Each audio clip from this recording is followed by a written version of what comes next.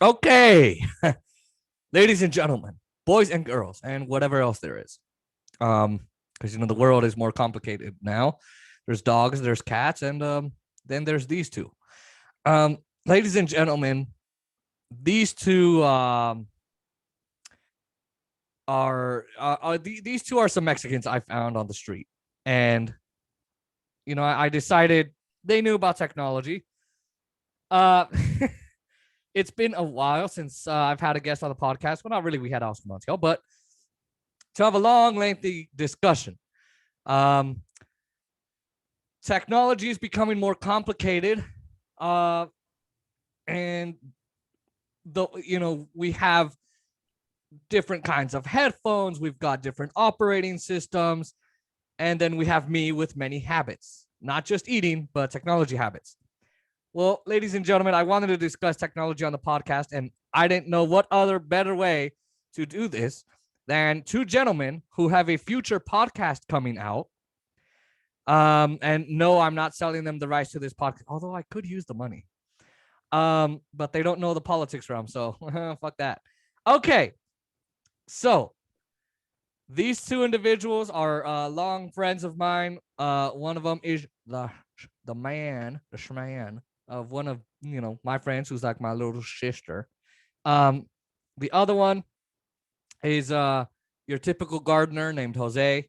If you have complaints about gardening in your yard, then call him, not me. We could display his number on the screen. But, ladies and gentlemen, the first gentleman I'd like to introduce is Jesus Almeda Navarro, or you could just call him Jesus Christ. Jesucristo. That's right, ladies and gentlemen, we got Jesus Christ on the podcast.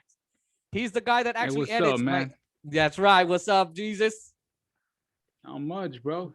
Let's That's start right. this podcast, man. I'm ready. Yeah, and are you going to bless this podcast with your holy water Of, or whatever the hell you use? of course, bro. Anytime, any day, man. I got it. That's right. Amen. He's the guy that actually handles all the audio for the podcast. So, uh, those of you who like listening to me for some stupid reason, uh, better thank him. The other dude is the Mexican taco maker. He's your local gardener and your local Home Depot mover and worker. Ladies and gentlemen, I introduce to you Jose Flores. What's up, Jose? Hey, what up? Yeah, I do charge though, so if you want something done, it's gonna cost you.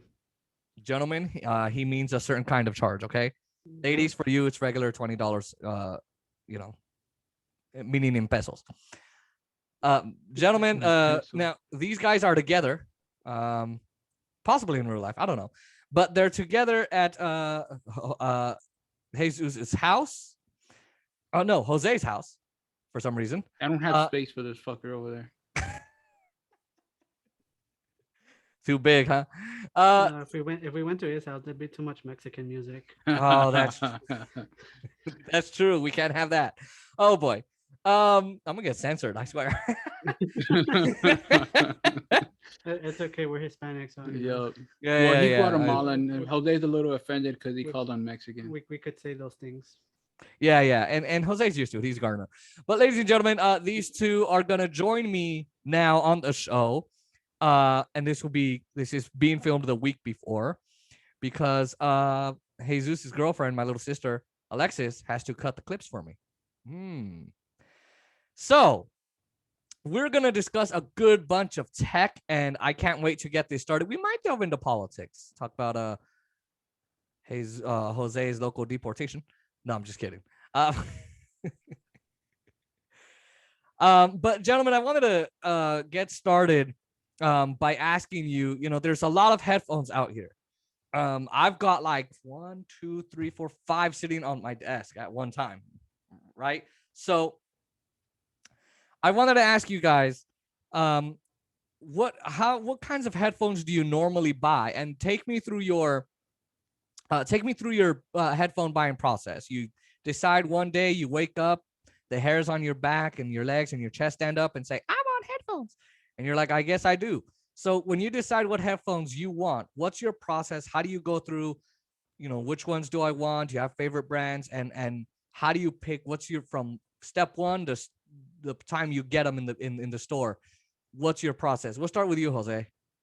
Okay, yeah. So, I think normally how I started off is I kind of pick the price point, how much I want to spend on them, and then kind of from there, I would check out YouTube for headphones in that price range, and um do some research. Then I guess after that, I would have to do see if they have any in my preferred brands. I do prefer like Sony over like most other ones just because I feel like they have um the most bass out of the other brands. And then if they do, then I'll do watch reviews on it. Um, just kind of more reviews on a specific set of headphones. And try to get, multiple points of view just so I don't get, you know, spend like 50 bucks on headphones and then they turn out to be crappy headphones because, some YouTubers are just overly positive on, the headphones because, for the views, or if it's a sponsorship, then, it's obvious that they want you to buy them because they're being paid for it. So, watch a good amount of videos um, from different YouTubers on that certain headphone. And if I like it, then, I'll purchase them. And I think I go, look online to see if there's any good deals. So, like all the usual, like Amazon or like Target, see, if there's any specials on it. And then I'll buy them, whoever's cheapest. That's, typically what I do. And I think it takes like a good couple hours, if not like a couple days, depending on if there's any ones that I see have decent features that I want for the price that I'm willing to pay. And then after that, I just buy them. And then after a couple of weeks of testing them out, then I know if I'm gonna keep them or not. And then if I don't feel like they were worth the price, I'll just return them and start over. What about you, Jesus?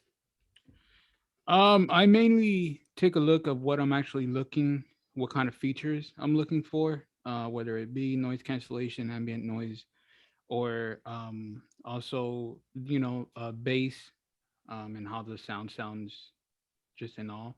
So mainly, I love the bass and headphones. Right now, I have the AirPods Pro. I have those. Those, yes, they have bass, but not the best bass that you can possibly want out of a pair of earbuds. I also like the Jabras because those do have great bass, but when it comes to phone calls, that's when you really don't want to use the Jabras. And well, I use my AirPods a lot for phone calls, this and that. So I would want them to be reliable when you're having a phone call instead of it sounding like trash. You know what I mean? So that's basically what I look at. Just if you can make phone calls, just for I can use the headphones for almost about anything, music, phone calls, watching videos, and stuff like that. I don't want to be using two pairs or three pairs of earbuds for each specific thing. You know what I mean? I just want to use one pair for everything. And of course, I look at price, deals, and yeah, just like that. That's basically what I focus on. Just a pair of earbuds that I can use for just about anything. So is the price the last thing you look at, or is it the, where's that on your steps of? The price is, yes, the last thing I look at, because I just want to make sure that I can use these earbuds with everything, and then that's when I go, research, like Jose says, to see different reviews, to see if a lot of them have the same reviews in common, or they have this, to see if they have the same problem. Because a YouTuber can say, "Oh, they have this problem and this and that."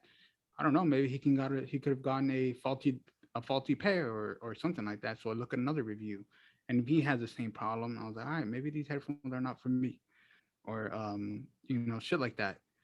Just I try not to be biased, and I just look for a YouTuber that is also not biased towards that pair of headphones or that brand as well. Yeah, I mean, it kind of sounds like you guys have a similar buying style. Jesus, you kind of have more of a buying style like I do. I kind of take a look and say, what brands have I heard of the most? Um, So right, and then I say, well, let me get the features. I want noise cancellation, transparency mode. I want the ability to switch between devices, um, which the AirPods Pro really do well at. Um, I also look at the bass. I love bass, but I also don't want the bass to cover the audio quality of the instruments, right? The singer, the strings, the trumpets, everything like that. Um, and and then I look at, okay, well, why am I going to use these headphones versus these? So I'm gonna point these, gentlemen. These are so I my damn headphones broke. So they went out. They were just done. I think I told you guys that before. So my brother, I'm holding these up to the camera, got me these Beats EP headphones, and they're $129.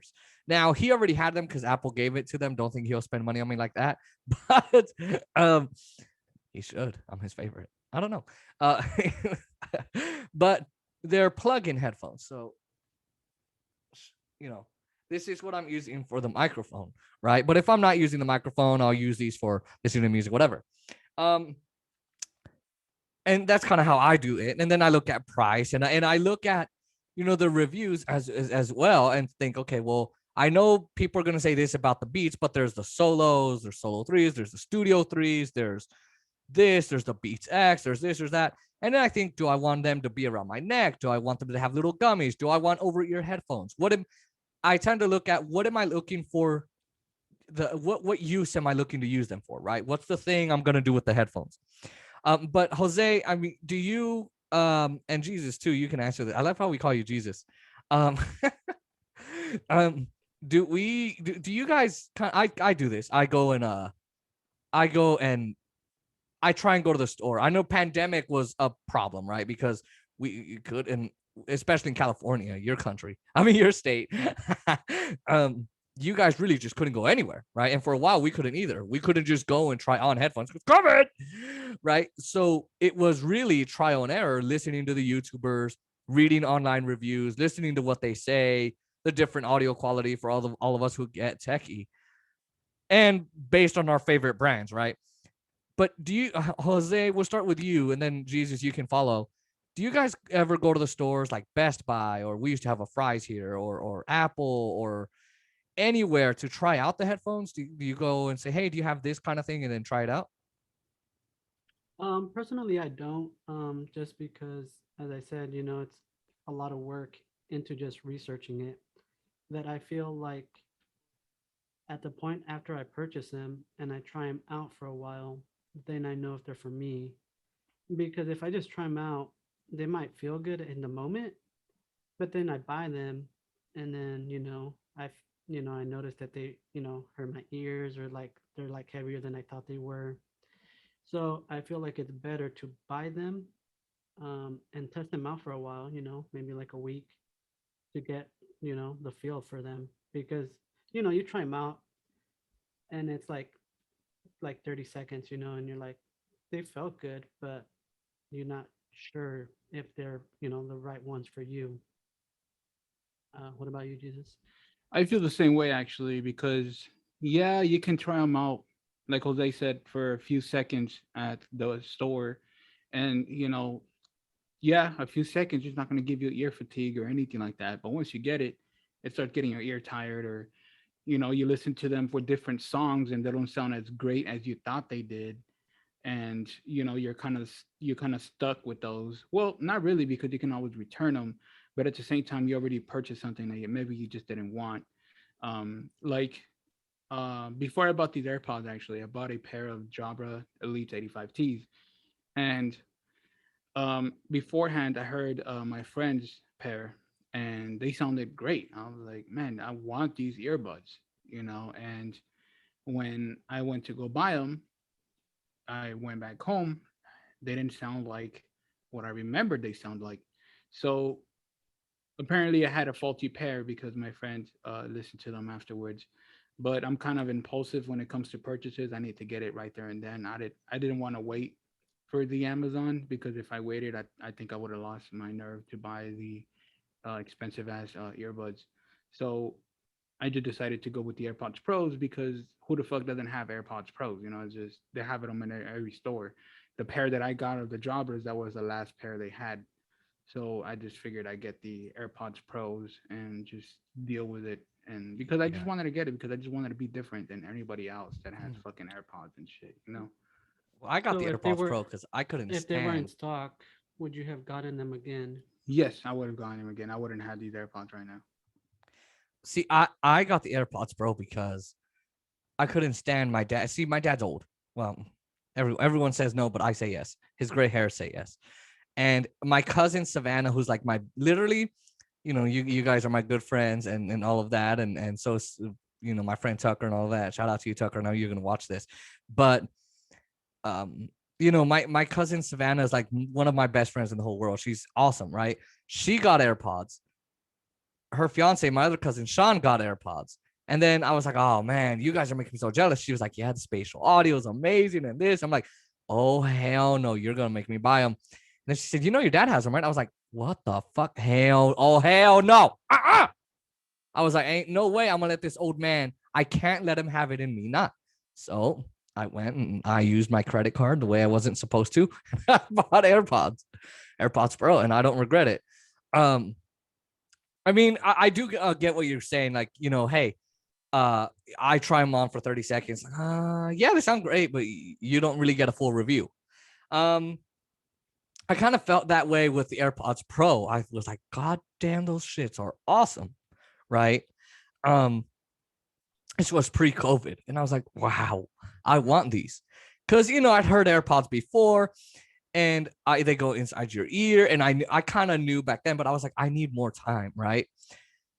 But and I get it, because you're like, you don't know if it's going to cause ear fatigue. You don't know if you want over ear headphones. Are you going to sweat? Is it going to be too heavy? Do you really want to carry these around? How do they fold? All of those questions, right? How do they sound? For me, what I like to do is I like to go to Best Buy, Apple, Microsoft, and I like to go and uh kind of take a look at them for hours. I will stay at Microsoft or Best Buy for a whole hour looking at headphones or mini fridges because I'm hungry as hell and I don't fucking stop eating. But I will go and kind of take a look and say, well, I'm going to stay 10 minutes, 20 minutes using these headphones. I think for me, that gives me a good enough instinct to go, I get you. Right. Um, but also what I did with the Mac when I was testing out the Mac at Apple to see if I really wanted it, I was going there for 2, 3, 4, not even 5 hours sometimes if I really had the time. And I would sit there with Beats headphones. And that's how I knew I wanted Beats, because I was playing music, I was playing videos as much as the Apple Macs would let me, because they lock it, they block a lot of shit. Um, so I think we're all kind of similar in that, but I'd rather not deal with the hassle of returning them, which is why most of the time I'll spend a couple hours at a store trying out the headphones, whoever lets me, right? I will do that because I don't want to go through purchasing it. Then I don't like it. Something's wrong. I either have to give it to someone, or I got to go return it. And then, okay, now I got to start this research again. Or, okay, fine, I'll get these backups. I'd rather know then, play with them, and then go, all right, you know what? I got it, right? Now, do you gentlemen, I know, Jose, you said you like Sony's and Skull Candies, and those are your two favorite brands, right? Sony's are like the brand name I would get. The skull candies are normally like, I don't have a lot of money and I Yeah. want something that I know is gonna have volume, because that's what skull candy is volume. For like phone calls or whatever, I could hear the Hmm. person better. So if I don't have money, I want something cheap, I'll get some skull candies. I know how they're gonna sound. um they have that profile where it's like voice over anything, it's not really music. So if I need some kind of headphones that I know what they're going to be, and I don't have, 80 bucks to spend on headphones, then a cheap pair of skull candies are always a good backup. I get you there. And I mean, for me, I use I get the Apple ones because they're like 31 bucks. When I really want a pair of headphones and I know I want it, typically I'll put it on the credit card. But if not, I'll save up. right? And I'll say, okay, you know what? I'm gonna save up for these headphones, and this is what I want. Now for my computer, for my setup, I have like my AirPods for the phone.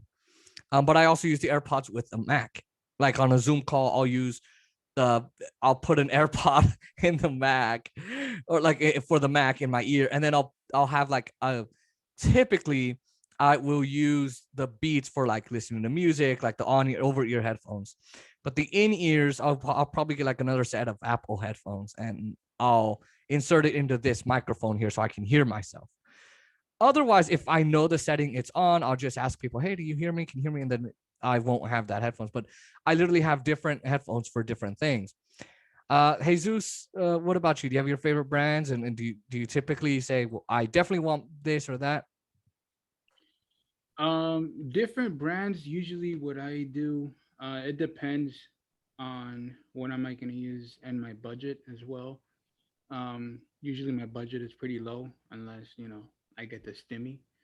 But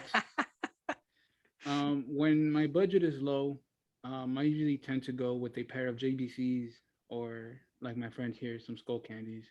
The only reason I don't get some Apple earpods is because yeah, they're $30, but at the same time, if I'm just gonna use it for phone calls and just music, I think the JVCs and the Skull Candies definitely does it even better than the AirPods. So I mean earpods. I mean, so I just feel okay. I spend like $10, $15 on these bitches. Why not just spend that instead of spending 30 to 35 bucks for the same thing. It's just the branding that is different. So that's the reason I don't get anything like that. But if I'm going for expensive, then in that case, then I go for AirPods Pros, and the only reason is because I'm already in the ecosystem. Why not? It works great with the Apple products.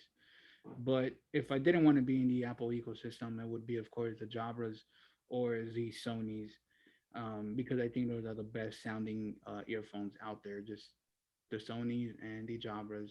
Of course, you have the Sennheisers, but the Sennheisers doesn't have the features I want, which is the noise cancellation and ambient noise. Like, actually, I think the Momentum threes actually do have that. Actually, I Yeah, I think I'm think you mentioned mistaken on that that. last week. Yeah. So I think I was mistaken on that. But I just have more faith in Sony and Jabras than Sennheisers, just because I've never heard a pair of Sennheisers, and so I just rather those kind of earbuds if I'm going for expensive. But yeah, like if I'm going for cheap, that's what I would get, just JVCs and Skull Candies. Well, that's kind of why um I go price first, because most of the new headphones have all those features. Depending on what price bracket you want to spend. So, you want to spend 200 bucks on headphones, they're all going to have, the latest features. So that's why I go with price, because, I want to see what I could get, what the best quality for that price is, because all these companies have, headphones at different prices. So, they have like their cheaper ones and their more expensive ones. And all the new ones, they all have similar features. So it's kind of like what what's the best bang for my buck, I guess, you could say. I think for me, it would be who does it better, who does the specific features that I want, who Yeah. does it better, who has the Hmm. the biggest like noise, who has the best noise cancellation, who has the best bass, or anything like that. Like the AirPods so far, as far as I research, have the best ambient noise, or transparency mode as they call it. But yeah, they're the ones that have the best and the ones that have the most natural sounding ones, because Sony's and Jabras, they sound good, but they sound robotic at the same time. Well, Sony When does have the best noise Yes, they cancellation. do have the best noise cancellation, but they kind of fall Better than short when it Beats? comes. Yeah, way Yes, better. way better than Beats. Hmm. Sony's do have the top dollar right now when it comes to noise cancellation. But that's an When it expense, though. I mean, that if you're looking, Yes, Yeah. they're only a few dollars more than the AirPods Pro. They're like 275, almost 300, but At the same time, you're getting the best noise cancellation, but it's also what do you want? Do you want transparency or do you want noise cancellation? Because if you want transparency, the Sonys are not going to be for you because they fall short compared to AirPods. You know what I mean? So it's Well, and just it depending also on what you want. depends. Yeah, it also Yeah. depends too. Sorry to interrupt, but there's a delay, so for me it sounds like you're done. But problem doing it on Zoom. Um, but for me, I mean, because I like both, right? Transparency mode, noise cancellation, all of that, the ambient noise, technical term. Um, but the reason I mentioned Beats was not because they're my favorite. I don't know. I think I really like Sony, but right.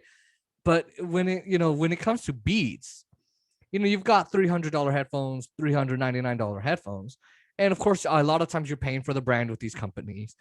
I have tested Sony headphones that are $300 even with noise cancellation, and Beats, and I personally like Beats better. When I've done tests. Um, but I mean, with the AirPods Pro, noise cancellation really works. Only thing I don't like is, when you go on trips and your ears feel like they're popping. The pressure, the cabin pressure kind of type deal that Cabin you feel in your pressure, ear. yeah, or the Yeah, car pressure. I yeah. yeah, I don't know if you've tried it, Jesus, but like on the AirPods, I feel that. I'm like, whoa. And I mean, I go to hockey games sometimes, and I have to listen to it on the radio because there's no commentators right there in the stands, and I can hear the crowd, but it sounds distant, way distant. Versus if I turn on transparency mode, oh my god, can't even hear what I'm listening to. Versus if I turn it off, right? So you turn noise cancellation on, it does better. Um, but I think you're right. Just to wrap this part of the discussion up, um, when we're looking at all these features, each company is always going to update. Back then, people liked off over ear headphones, but then Beats came in and sort of was like this gangster kind of like fashion brand. You were super cool to have them. Then they got bought by Apple for $3 billion, largest acquisition ever. I don't know if any in tech, I know, but if anything else, I don't know. But if there's anything bigger, any acquisition that's bigger. But Yeah, there has been. But oh yeah, my keep going. god, $3 billion. Holy mother of fuck God. Jesus. Whew, what I would do with $3 billion. Donut shop. Anyway. Um I mean, but for $3 billion, you could own a donut shop. that's right. That's why I said. Um Big box, I'm coming after you. I But do I do have something to say about that though. yeah. Um, because you were saying that the AirPods do have a great noise cancellation. It's Um, not the best, but it's I it's there. It's right. It's there working. But hey, you know what? It's not. It's decent, right? For me, it's decent. But you're right. If I go get a pair of Sony's, they're definitely going to be better in noise cancellation than the AirPods. even Absolutely. the Jabras, and the Jabras don't go they're in ear, but they don't go all the way as far as the AirPods do. They kind of sit at the beginning, at the start of your ear canal. And even the Jabras had way better noise cancellation than the AirPods, like a lot better. Because this is the way I tested, and this is kind of a weird way to test it, but I would clap next to my ear to see if I heard it. I didn't I didn't hear shit with the Jabras. I really didn't hear anything. With the Sony, I mean with the AirPods, I can clearly hear myself clapping. So it's just that's the way I tested the noise cancellation. Yes, it's next to my ear, but if it's next to my ear, it's gonna be able to catch whatever is not next to my ear as well. You know what I mean? So it's just that's just the way I tested it, and the Jabras basically took the prize on that one. Yeah. I mean, and like I said, the AirPods aren't the best, but if you're looking, and a lot of times people say, I bought $120 headphones and the noise cancellation is all right. Well, if you want better, you're gonna have to up your price tag. You're gonna have to up your dollar amount. Um, and so I think with the AirPods, with the Sony's, even Bose, they're not too bassy, and that's what I don't like. And Well, I don't Bose like their is a sound balance. They're very balanced. That's all they're they're looking very for. balanced. I'd rather buy a pair of headphones that are Bose than a pair of speakers because I like a lot of bass in my speaker, right? But in terms of the headphones, I would say that my my three brands are AirPods, Sony, Beats. right? And just those three brands are my favorites. But again, I think with noise cancellation, transparency mode, with these different companies, they know what the market needs right now, and everyone's competing over who's got the best, who's got the best. And you know, uh, even when you pause the AirPods versus if you pause the Sonys you cannot hear. If I pause it just like that and I clap, I won't be able to hear that shit at all. I won't be able to hear jack shit. With the AirPods, it'll sound like really soft, but I can still hear it. So, very good discussion there. Well, there you go. Yeah, yeah. Now, we always hear in the world. I wanted to ask you guys too. So we hear the word Mac versus PC, and all this is better. I'm a primary. I was a primary Windows user. Now I think it's balanced. Although I use Mac a little bit more. Sorry, Windows. And for us blind bitches, us blind guys, we have different things, softwares that we use. But Jose was wondering about the differences between two of our softwares. Because Apple is not just Apple Computer anymore. With the introduction of the iPod, the iPhone, all of that, really, they should have changed before. But in 2007, they switched from Apple Computer Inc. to Apple Inc. So Apple Incorporated. So, Jose, I don't remember, but what two softwares did you want to compare? Yeah, so recently I was watching some YouTube videos about the new iPad OS that's coming out. What is it? The iPad OS 15. 15. Yeah. Yeah. And what I was seeing is people were being disappointed about it because they were limiting the RAM that any app is able to use up to 5 gigabytes of RAM. But these iPads are coming out with 8 gigabytes, 16 gigabytes, and they were marketing the iPad as the new computer, so you could use that instead of your computer. But if you're limiting the software like that, well, I mean, if the software is limiting the hardware like that, I was wondering what's the difference between Mac OS versus iPad OS.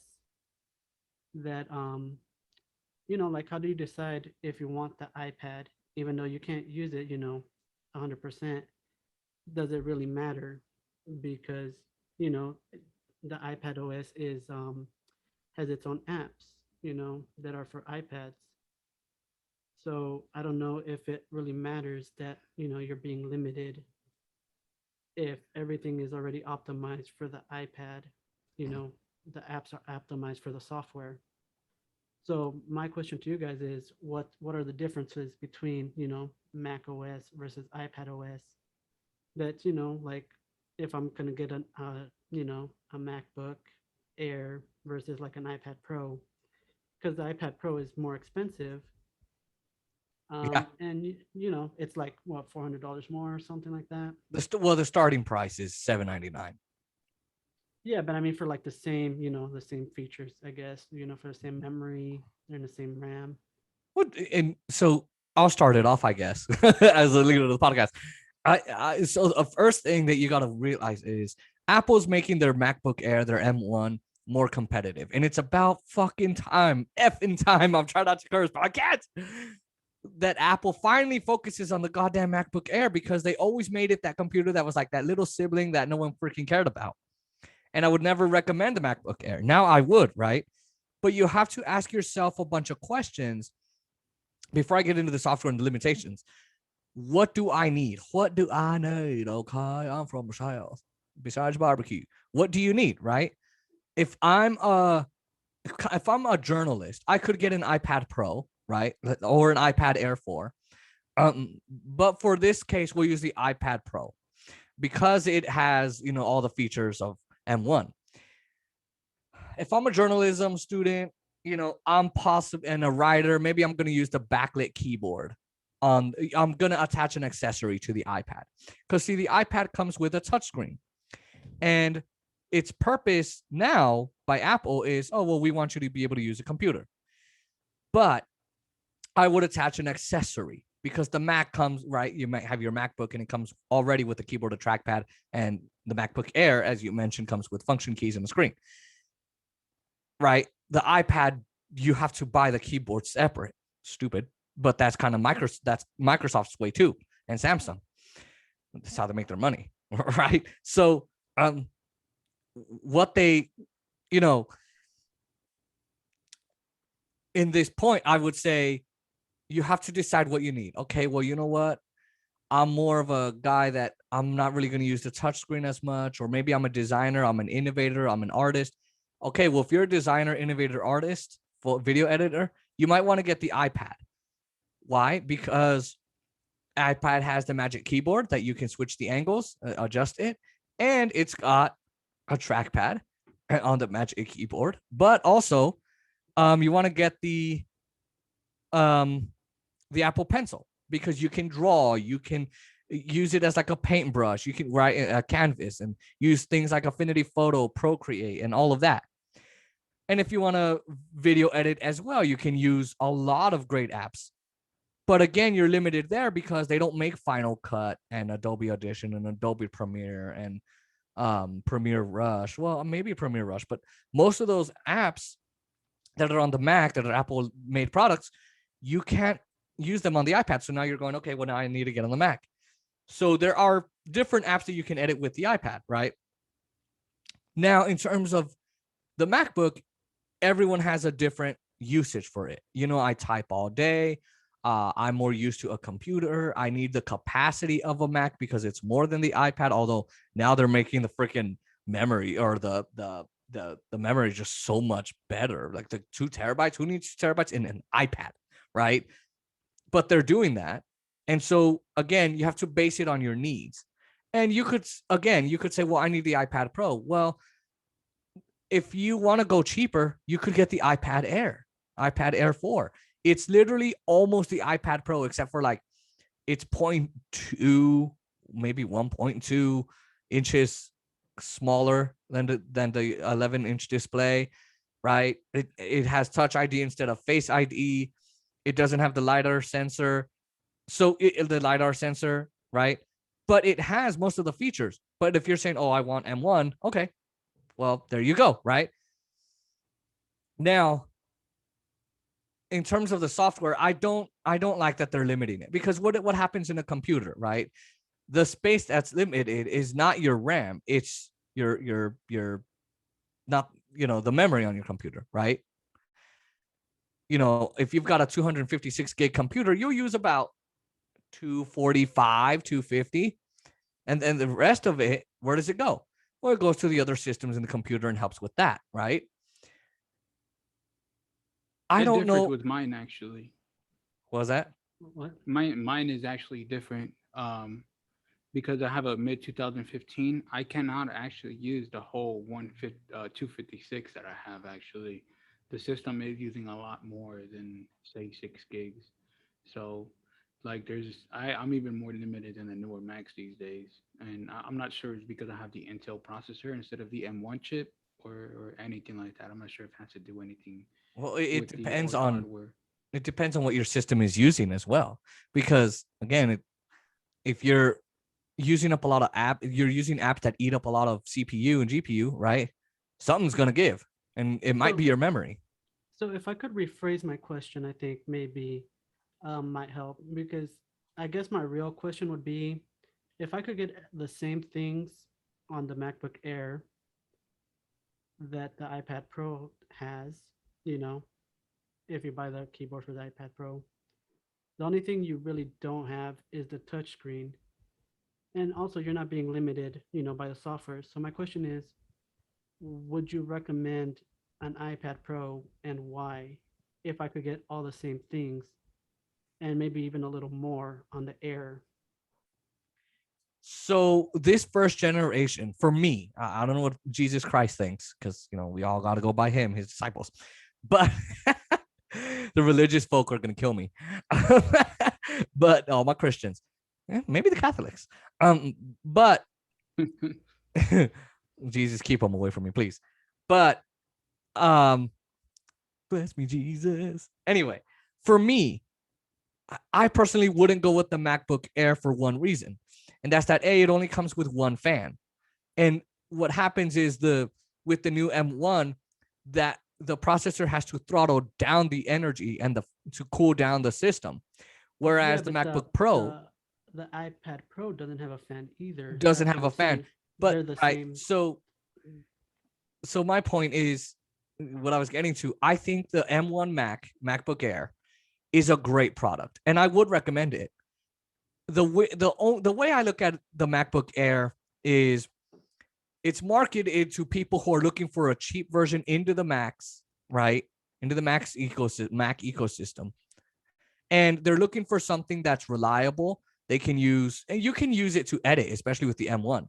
They can use it for web browsing. They can use it for work. And it's a reliable computer. And especially if you're not looking to do heavy editing, which is where I would suggest go to the MacBook Pro, although the MacBook Air is capable. iPad Pro, the reason I got it was certain college apps worked better with the iPad. The camera, right? Because I am in journalism. I wanted a portable tablet, something I could carry, something I could airdrop with, use certain phone features that I couldn't do with the Mac. I would only get the the iPad Pro if you're really going to be needing that LiDAR sensor, if you're really going to be needing that much of camera, that big of a display, number two, some people might say, yeah, because, like if you have low vision, yeah, that might be useful to me, right? Maybe you're doing music and you need something to have a good bass, right? But honestly, if someone was going to go get an iPad Pro, if they were just to tell me, look, I just need something to work on, I'm not going to really do a lot of heavy video editing and maybe I'm not going to be doing too much design, I would say, you know what, go for the iPad Air, which is cheaper and literally has like 95% of the iPad Pro's features. So honestly, like if you were to say, okay, which iPad should I get if you were to compare, I'd go iPad Air, iPad Air 4. I can't talk. But honestly, Jose, I would get a MacBook Air. And number one, it's cheaper than the starting MacBook Pro at $1,200. Number two, the M1 provides a great chip. Everything is, instead of the CPU, the GPU, the RAM, all of that being separated and individual parts on the motherboard, it's all in one chip. So your computer doesn't have to switch from one to the other to transfer the data. It just, each one can get the data from each other, right? I know I'm getting really techie, but that's why we're here. But aside from that, it's a good product. You can take notes. You can write your articles, write newspapers, Herbert. You can write your papers if you're in school. If you're in work, it's a great computer. I think Jesus would agree. iPad Pro, I would say, is for the pros, the professionals, the designers, the journalism students like me, right? I would say MacBook Air is a good computer. Jesus? Quick question for you though. And so you're taking the the MacBook Pro out of the equation, and so if you can, because all the stuff that you just mentioned on the iPad Pro, which is a pro features, you can get done on a MacBook Pro, which now has the M1 chip as well that they're coming up with. So if you can do the same thing on a MacBook Pro that you can do on an iPad Pro, why get the much more expensive MacBook Pro then? Of course, it has more fans and this and that, but again, you can't use the Apple Pencil on it. Yeah, the MacBook Pro, you can use Logic Pro X and stuff like that. But if you're just a designer, you would have to draw. There's no reason to get the MacBook Pro because Logic Pro X and all that stuff are mainly for editing music and stuff like that. Yeah, well, that's why I So I said, just like, that's why I said, if you're a designer, if you are someone that needs a lot of illustrations, you're an animator, you're a designer, then yeah, I would absolutely go for a pro because you have that Apple Pencil where you can draw, where you can do all that kind of thing. But if you're not, maybe you're just a guy like me who makes videos, right? You guys are going to be making a podcast, and I'll ask you about that at the end, right? But so if you're just going to be doing that, but you're not writing, don't get an iPad Pro. If you really do want an iPad and you want the features of the iPad, hey, I still get to use iOS apps, and I can afford the iPad Air 4 more than I can afford the MacBook Pro M1 that starts at $1,200. Go for that, right?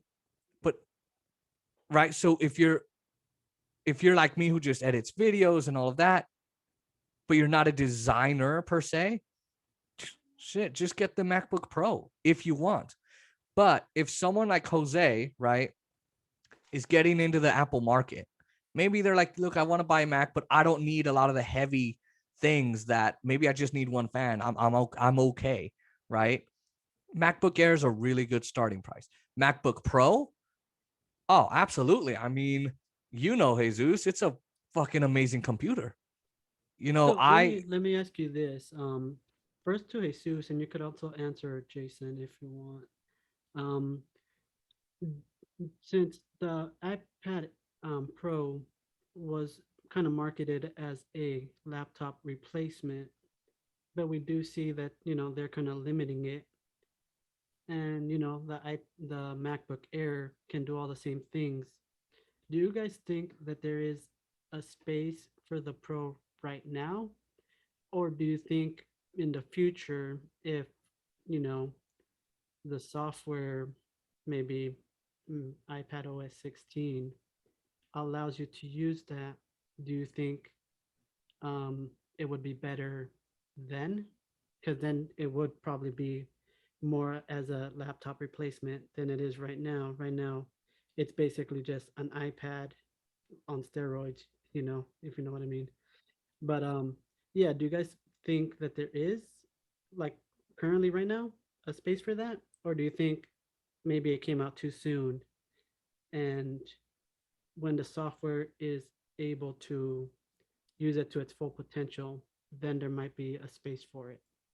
I think there is totally a market for the iPad Pro, just because there's different kinds of pros. There you have your music pros, you have your professional movie kind of filmmakers that they want to do, and music and movies specialize like that.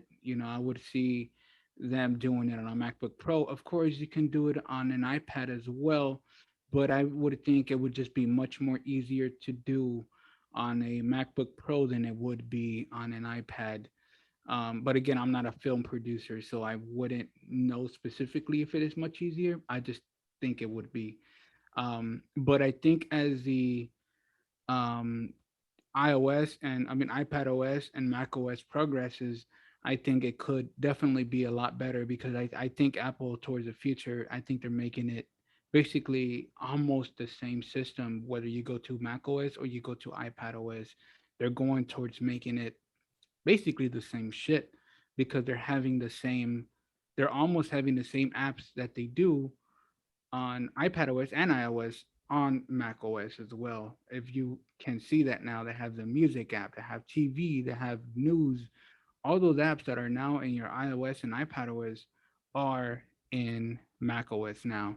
So I definitely see them improving in the future, even though they're kind of limited as it is right now. And maybe honestly, it could completely replace a Mac.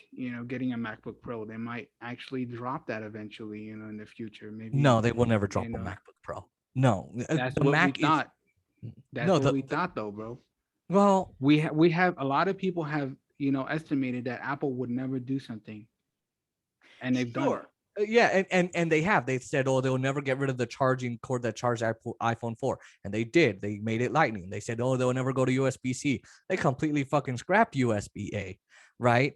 But when we're talking about the thing that's number two in their top, bottom line, they're not going to get rid of it. I think with the Right iPad now, it Pro is.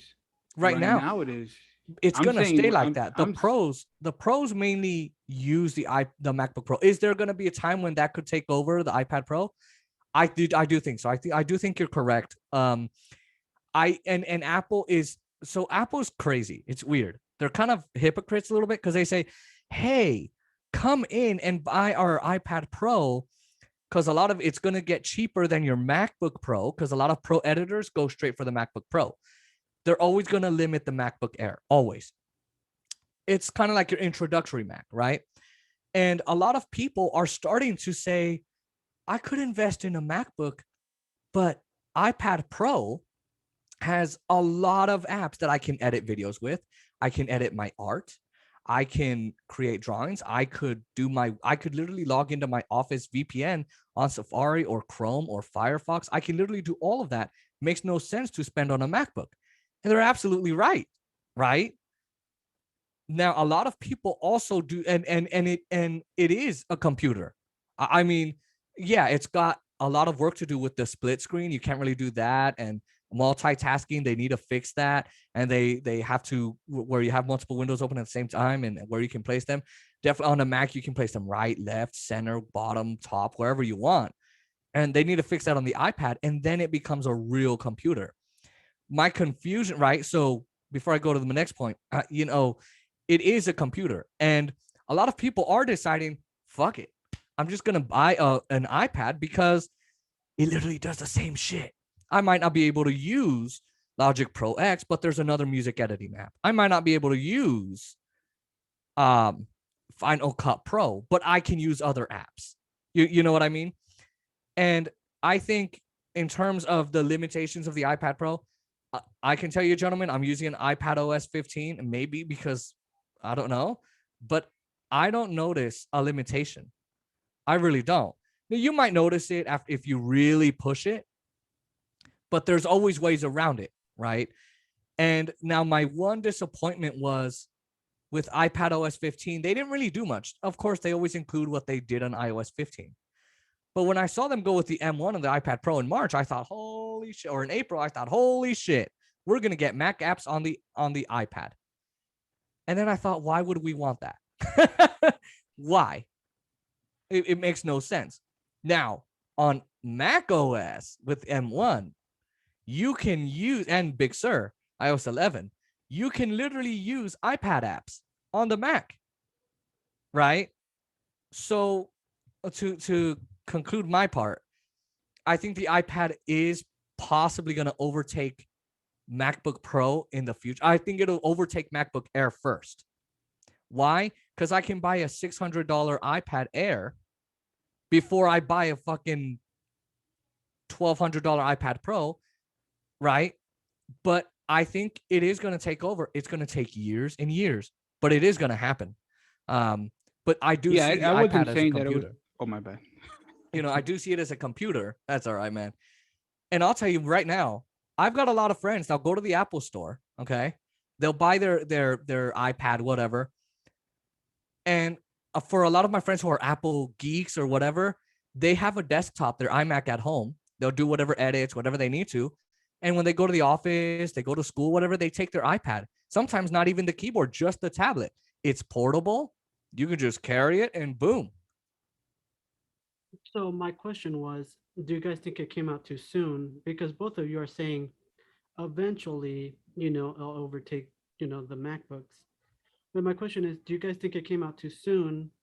No. Because from what I hear, the old iPad um, Pro, not the M1, could do everything that the iPad Pro can do. It's just a little slower. Yeah, because it's it's it's Because using of the software is yeah, it's limited using an right now. A12Z chip. So that's what I'm saying. Do you guys think that the new M1 iPad Pro came out too soon? Do you think maybe they should have waited till the software could take full advantage of the new hardware? Should No. have waited. Should have waited until they could basically use the M1 chips potential power. Yes. Has Apple ever done that? No. They usually try to get people to buy or think they're buying the the latest and greatest, even though they don't take advantage of the full thing. I'll tell You you know, right now. Oh, go ahead. Go ahead. I'm sorry. it has never been Apple's model to do that. They always try to tell you that, hey, buy this. This is the M1 chip. Yeah, you're still going to be able to do the same thing you do on your old iPad, but hey, this is the M1 chip. Why wouldn't you want to buy the M1 chip, bro? Like, come on. This is the best and greatest. Buy it. And well, people go and buy it. They pay an extra amount of money for the M1 chip, even though they have a perfectly good iPad back at home that does the same thing. It just has the M1 chip, and they're not taking full advantage of it right now. They're really not. Uh, Um, because the apps are still the same, everything's still the same, so they're just not taking full advantage of it. Well, and I'll tell you this, right? You mentioned how they say, "Oh, just buy it because it's a new processor." Dude, they say that because, oh, the camera's got a new pixel, and everyone's like, "Holy crap!" And they go, Yeah, that's why I right? said that's never been They, Apple's model to do but that. has it ever been any company's model? No. What did Microsoft do with the Surface? Oh, you should buy it because of the stand. You should buy it because it's got a new processor. This, and that. Does the same shit, but it's a new processor. And what did Microsoft lovers go do? They went and bought it. Now, I will tell you right now, as someone who's had experience, I'm borrowing an M1 MacBook Pro right now from one of my friends. They come back from vacation in 2 weeks. I've had it for like the past 2 months. That son of a bitch is fast. It outscores my iPad Pro with the A12Z chip.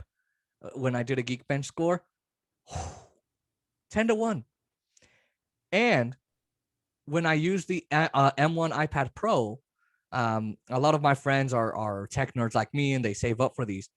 A lot of them buy them on credit, but I'll tell you right now, the what was that MacBook, the iPad 2020, the iPad Pro that was on the A12Z chip? I can guarantee you, Jesus, it outperformed that iPad. And I know right now you're thinking, oh, I'm not saying it because I'm an Apple fan. I'm saying it because I've seen it myself. It outperforms the 2020 iPad Pro. And you know what's funny is the 2020 iPad Pro outperforms the MacBook Pro of 2020. But that's the So thing though. That's on paper though. Like when you do Geekbench scores, yeah, you can take that into consideration. But honestly, where you really can test it is in real life performance on what you do. I It's have. like it's just if NFL if it out does it, then it's just.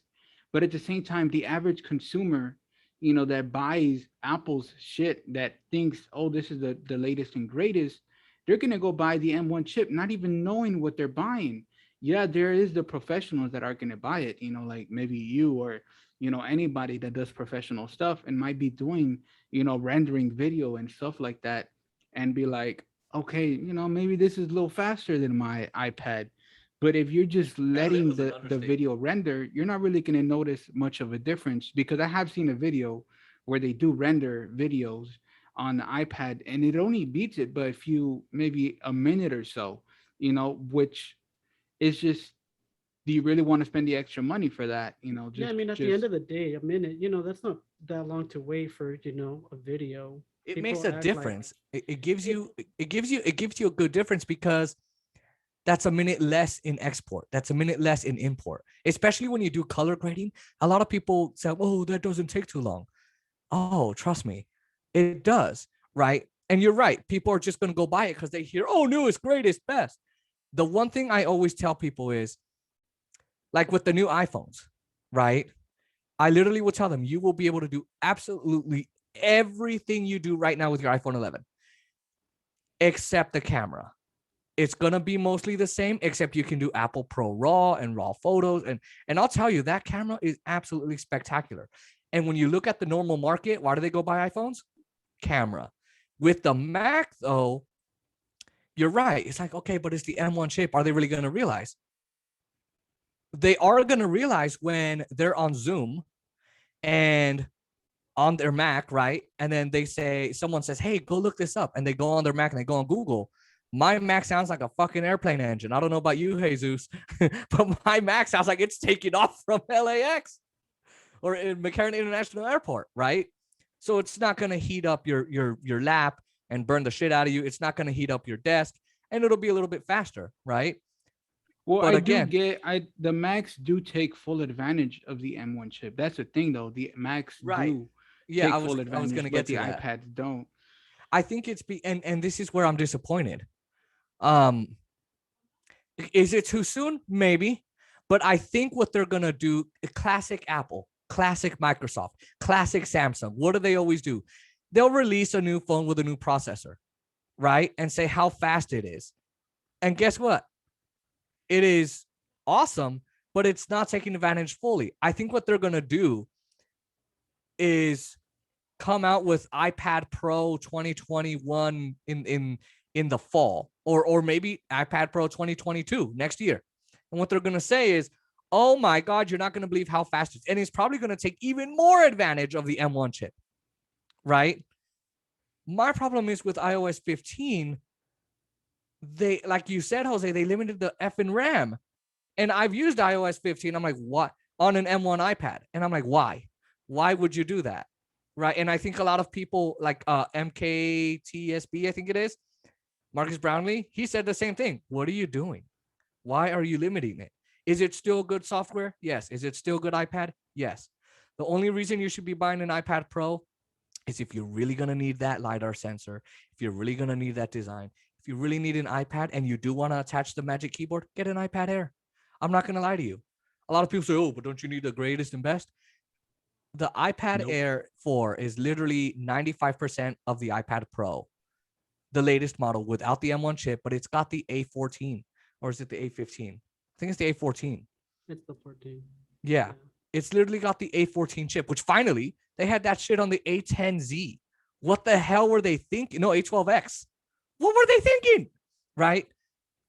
I would say I don't think it came out too soon. I think what Apple's doing is what Apple always does.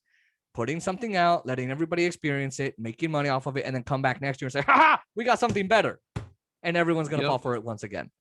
So I think it's for people to see, here's what you can get with the software. And then they're going to come out and say, boom, here's what we are going to give you even more. Look, when the iPhone was released, what was it? iPhone 4, you had the iPhone 3G and Bluetooth 3.0. iPhone 4 or 4S came out with Siri, and they came out with FaceTime, and it got better and better and better. Now, then iPhone 5 or 5C came out with Touch ID. Then they came out with Apple Pay. Then they came. So we could use the same argument. Hey, did they release the iPhone 6 too soon? First off, under Tim Cook, I have no idea why the fuck they started releasing two phones. You could buy the iPhone 6 or 6S. Dude, really? That's fucking confusing. So I don't think it came out too soon. I think they limited it too much to where people are asking that question.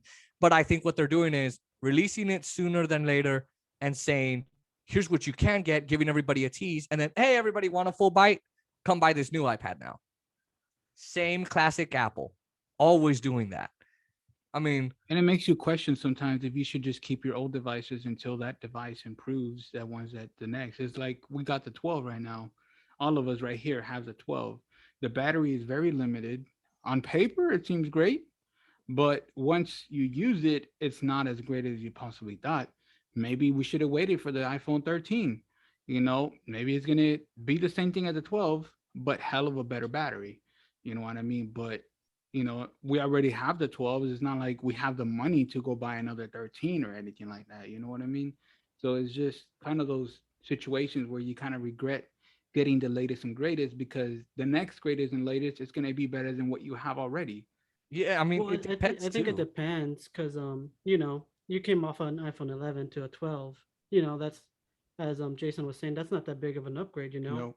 But I came from an 8 plus, to the 12, so Yeah, for it you, was it's an a big upgrade. upgrade right there. Yeah, Yeah. it was an upgrade. Yeah. So that's what I'm saying. It kind of depends on Where you're at. where you're at. But also too, right? It's also, this whole thing about battery. I think it was Greg's Gadgets, the Greg McFadden's or whatever his name is. From MacBook Explain? No, not him. The guy from Greg's Gadgets. Okay. And also Marcus Brownlee both talked about this, and they said, on paper, because he was talking about the MacBooks, right? Oh, this comes with 18 hours of battery life. But when you're actually out and about, if you're rendering code, you're rendering video, you're editing art pieces, you're really pushing it to its max, yeah, your battery's going to be, your battery's going to go. Now, it also depends on the iPhone. What are you doing? A lot of people leave it unlocked all day. Nope. And then they have lots of apps open. And then they have music playing, or they're watching video or whatever. And they're like, oh my God, I'm at 20%. How the hell did I get there? Well, because you're using that all day, right? Now, my phone, I think at the end of the day, I'm on it all day. But even then, God, I think I end it with 50%. So I think it depends on how you use it. from like 100% to zero, and it lasted me 13 hours. That's Yeah. I feel like that's decent battery life because I used it all day Yeah. with normal use, and I'm like, that's nothing to complain about. I mean, could it be better? Sure, but it's good enough. The thing with mine, and I'm seeing maybe I got a faulty battery because I just got my phone not too long ago, and my battery health it's already at 80% or so. I mean 89% actually. That's where it is right now, 89%, and I just got it 6 months ago. My 11 also in 6 months, it was still at 99% battery health. What are you doing So that it's at Well, 89? I'm telling you, I think it was a defective battery because like I've been doing the same thing. mine's still at 99%, and we Let me got ours check around the same mine. time. That's what I'm saying. I'm pretty sure it is your battery because I mean I haven't had any issues with my Yeah, phone. because I've been doing a bunch of shit, and before I got on, it was at like 70, and that was after like, let's see, I woke up at like 8:30, so 6 hours of use, right? So, but now it's at 100 because I have the MagSafe charger. So I think you did get a faulty battery because, like you said, I mean, for it to be at 89 right now, it also could depend, Jesus, what app you're using. Because what I figured out too is there's a lot of fucking apps like Ira, like even Chrome sometimes takes up my battery. They will use a fuckload of battery. You don't even have to be using it. It could just be open and it's just using so much. I would look at what apps you have open and which one is taking up the most space, man. Because you know what I Well, mean? it's not even how much. I mean, yes, it is, but at the same time, what I'm worried about is the fact that my battery health, not the percentage, but my battery health is Mm. at 89%. Even though I've only had the phone for 6 months, it's like I shouldn't be at 89%. And I've been doing the same thing on this phone that I did in my 11. So I'm doing the same process. It's just it's not going as well as I did with It my might, yeah, 11. it might be a faulty battery. It might, it might. Yeah, And I yeah, on because as I your said, I yeah, I normally get 13 hours. Of course I recharge it, before it even hits 20%. So, but normal use from 100 to zero, it lasted me 13 hours of yeah. normal use. Mine lasted 5 to 6 hours around there, normal What? use. That's what Oh, I'm mine saying. can It's go a it's good your 10. battery. And that's just me using it regularly, like YouTube and stuff like that, music and stuff like that. And my 11 used to last me way longer than that. And the same thing, video That's content, weird. That's music and very stuff like weird. that. That is Well, I very mean, you weird. can't you can't compare the 11 to the 12 though, because the 11 does have a bigger Yeah, battery.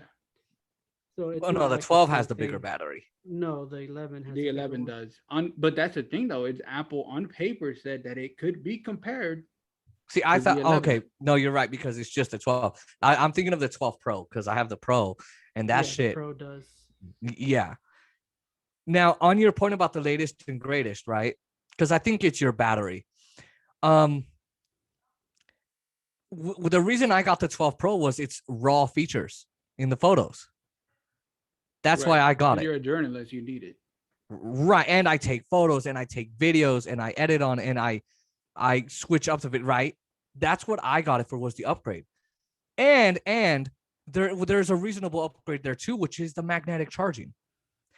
The reason I like the magnetic charging, I'm going to show the viewers, is so this is the MagSafe, and guys, it's like a little circle. It's like a ring, and here's Yeah, the I've seen back, it. and then you just attach it, and it attaches to the middle. Heard that? Here, let me. I want to try something.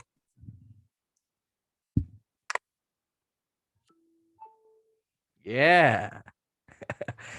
But it attaches to the middle, right, to where the magnets are, because other chargers like the Belkin, you have to carefully place it and do not move it because it won't charge. That's another reason why I got it was I wanted the magnetic ring. And right, so a lot of people who don't know technology will be like, oh wow, I can attach a charger and it'll stick to it. Great. Another reason I got it was the U1 chip. The where I could take it up to the HomePod and it'll transfer my music, it'll transfer my calls. I could transfer this call if I wanted to, if this was on the phone. And my music. And number two, with the AirTags. Um, precision finding, right? It'll literally tell you your keys are right next to you, you dumbass. What do you think of the magnetic charger only being limited at 15 watts though? um, yeah, I don't think that's a good thing at all. Now the MagSafe Duo has a fuckload more watts. I think that Apple shortchanged us, but I'll be perfectly honest with you, Jesus. Even with my I was about to say AirPod Pro, my iPhone 12 Pro, it charges extremely fast, even just at 15 watts. At first, I was like, oh my God, why would Apple only give us 15 watts? But now that I'm using it, I'm going to be perfectly honest with you. I don't notice it. It smells like popcorn, but I don't notice it. It's so fast when it charges. And I'm not saying it to brag about Apple. I think they could do a lot of shit better, right? But no, I think it might only be at 15 watts, but it does its job. I literally can charge the AirPods Pro with it, well, because it comes with a wireless charging case. But literally, I have no complaints at all. Okay. Now, gentlemen, this has been a fun discussion. I do want to take us to right to repair. What's your guys' time look like? You good? Yeah, we're still good. Okay. So I'm gonna describe this in a later video, but I'm gonna take clips from this. Do you guys know about right to repair? I don't know much about it. So Jose, let me go to you then. And Jesus, you can comment. So Apple has got a major problem and with right to repair. What is your thought on it? I mean, because I kind of think it's controversial and something's got to change. I think my biggest issue with Apple being against it is I pay $1,000 for a phone, right? So I I pay $1,000, take it, go to the Apple store, give him $1,000. I take the phone home with me. That should be my phone now. So I should be able to repair that phone if it breaks.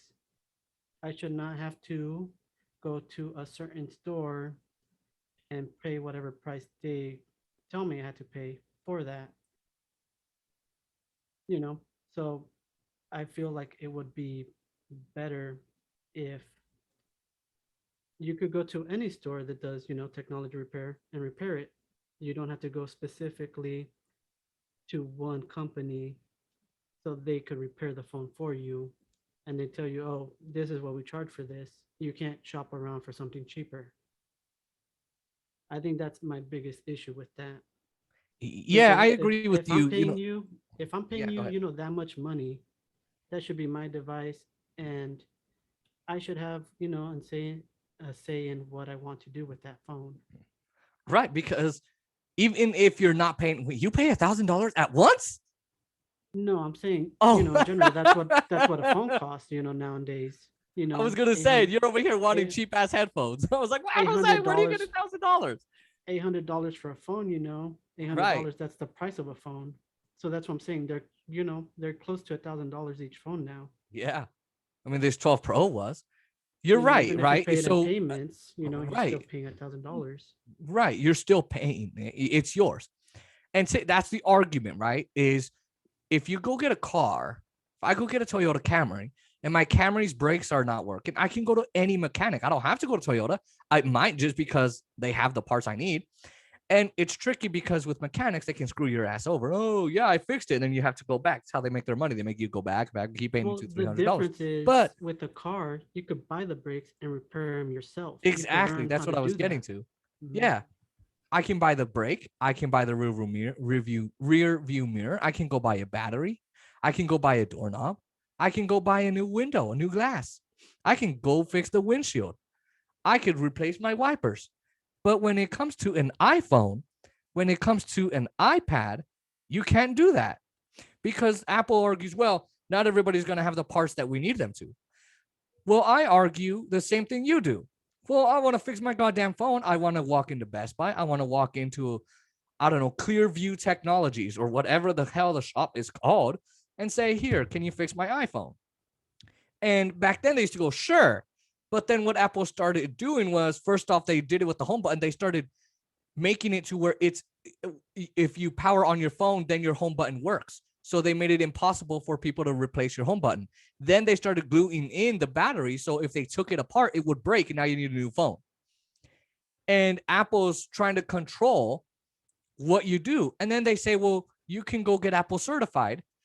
But being an Apple, I don't know if you heard Lewis, I forget who it was, but he was explaining how it's really bad being an Apple certified person because you have to pay them a fee every year. That you have to agree to unannounced, unagreed to inspections. And then after you're done, and let's say you say, hey, I want to drop out of the program, they can still come and inspect you. They can still, it's like if you work at a job and you go get a drug test and right, they drug test you every 6 months. You're at the job just to make sure you're good. And then you leave that job and you move to another state and or whatever, you go to another job and that other previous job comes to you and says, well, we need to drug test you again. I don't work for you. I don't give a damn. We're going to drug test you. I argue, let other repair shops buy the certified parts without being Apple certified so that more people can get their phones fixed at a lower price. But that's what Apple doesn't want. They want you to charge those prices when you're Apple certified that are just below what Apple would charge you at their store, but just high enough to where Apple makes a profit. And I think it's gross. I think it's disgusting. Jesus? Well, I also wanted to say something because Yeah, go ahead. Jesus, you might be able to chip in, but I know that Apple doesn't make all their own, parts to the phone. Well, no, the chip especially. They're made by Qualcomm. Where do they get their screens from, Jesus? Right? They get it from Samsung. They get it from Samsung. So, it's not like they're the ones making all the parts. So if I could go, if Samsung became, let's say, a distributor to all these electronic places and get, a Samsung screen for my phone, I should be able to, just put it in. It doesn't have to come from Apple because they're not the ones making, those pieces.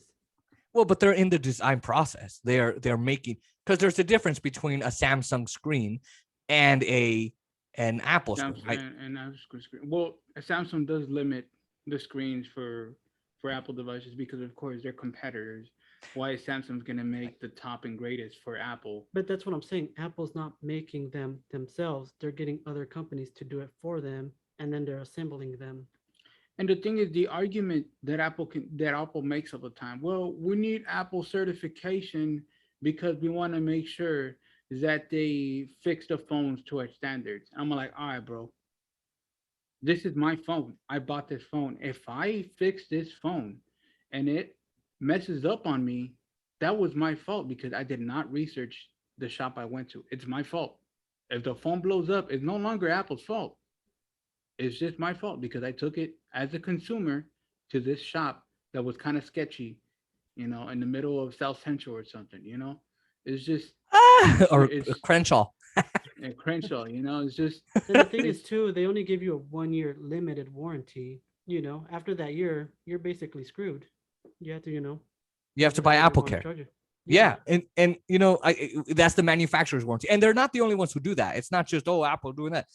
It's Samsung does it too. Google does it. Microsoft does it. When you go buy a Surface, you go buy a little drone from Microsoft, they'll tell you buy a warranty because the manufacturer's warranty is going to expire after a year. That's industry standard.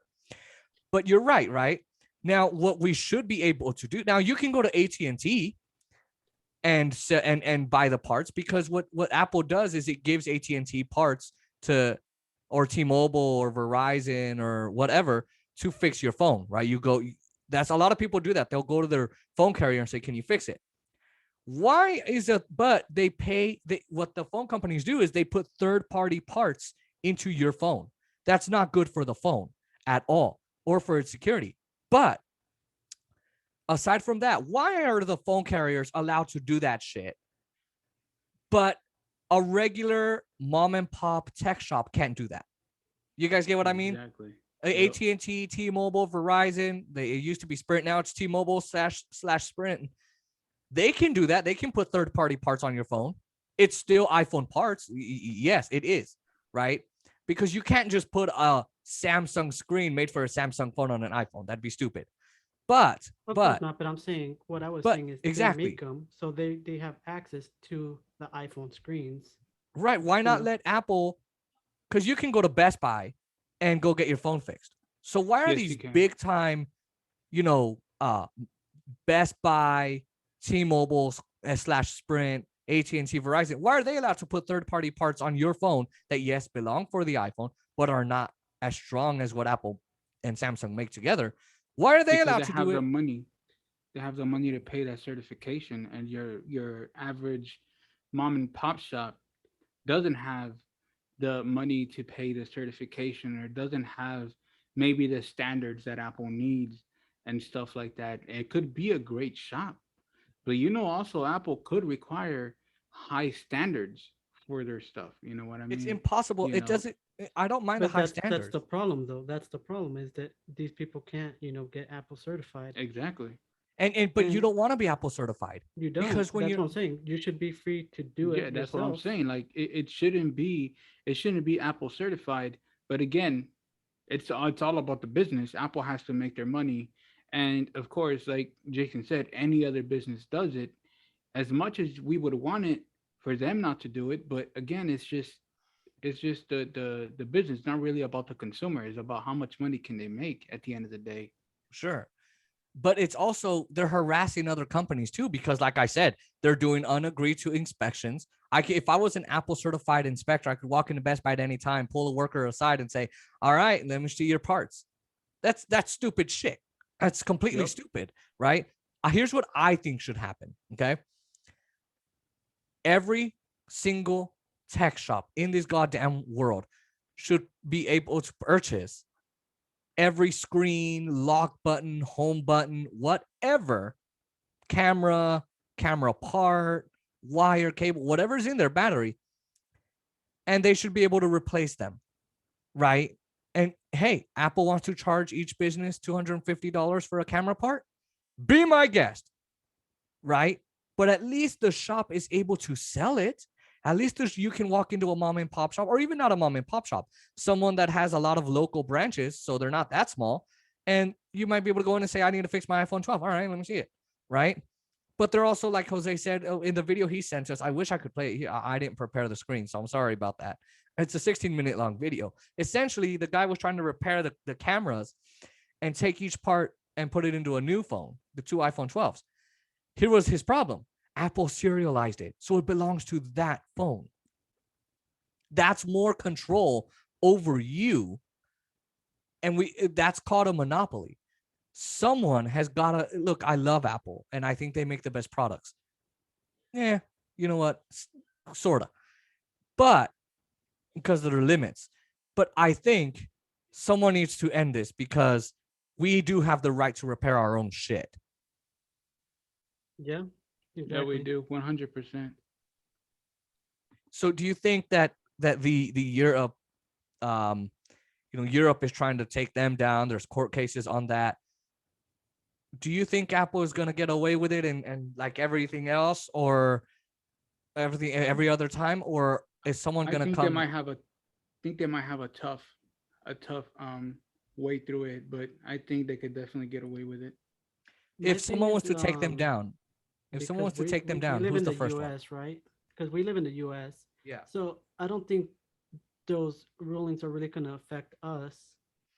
It's going to more affect whoever distributes to Europe, basically.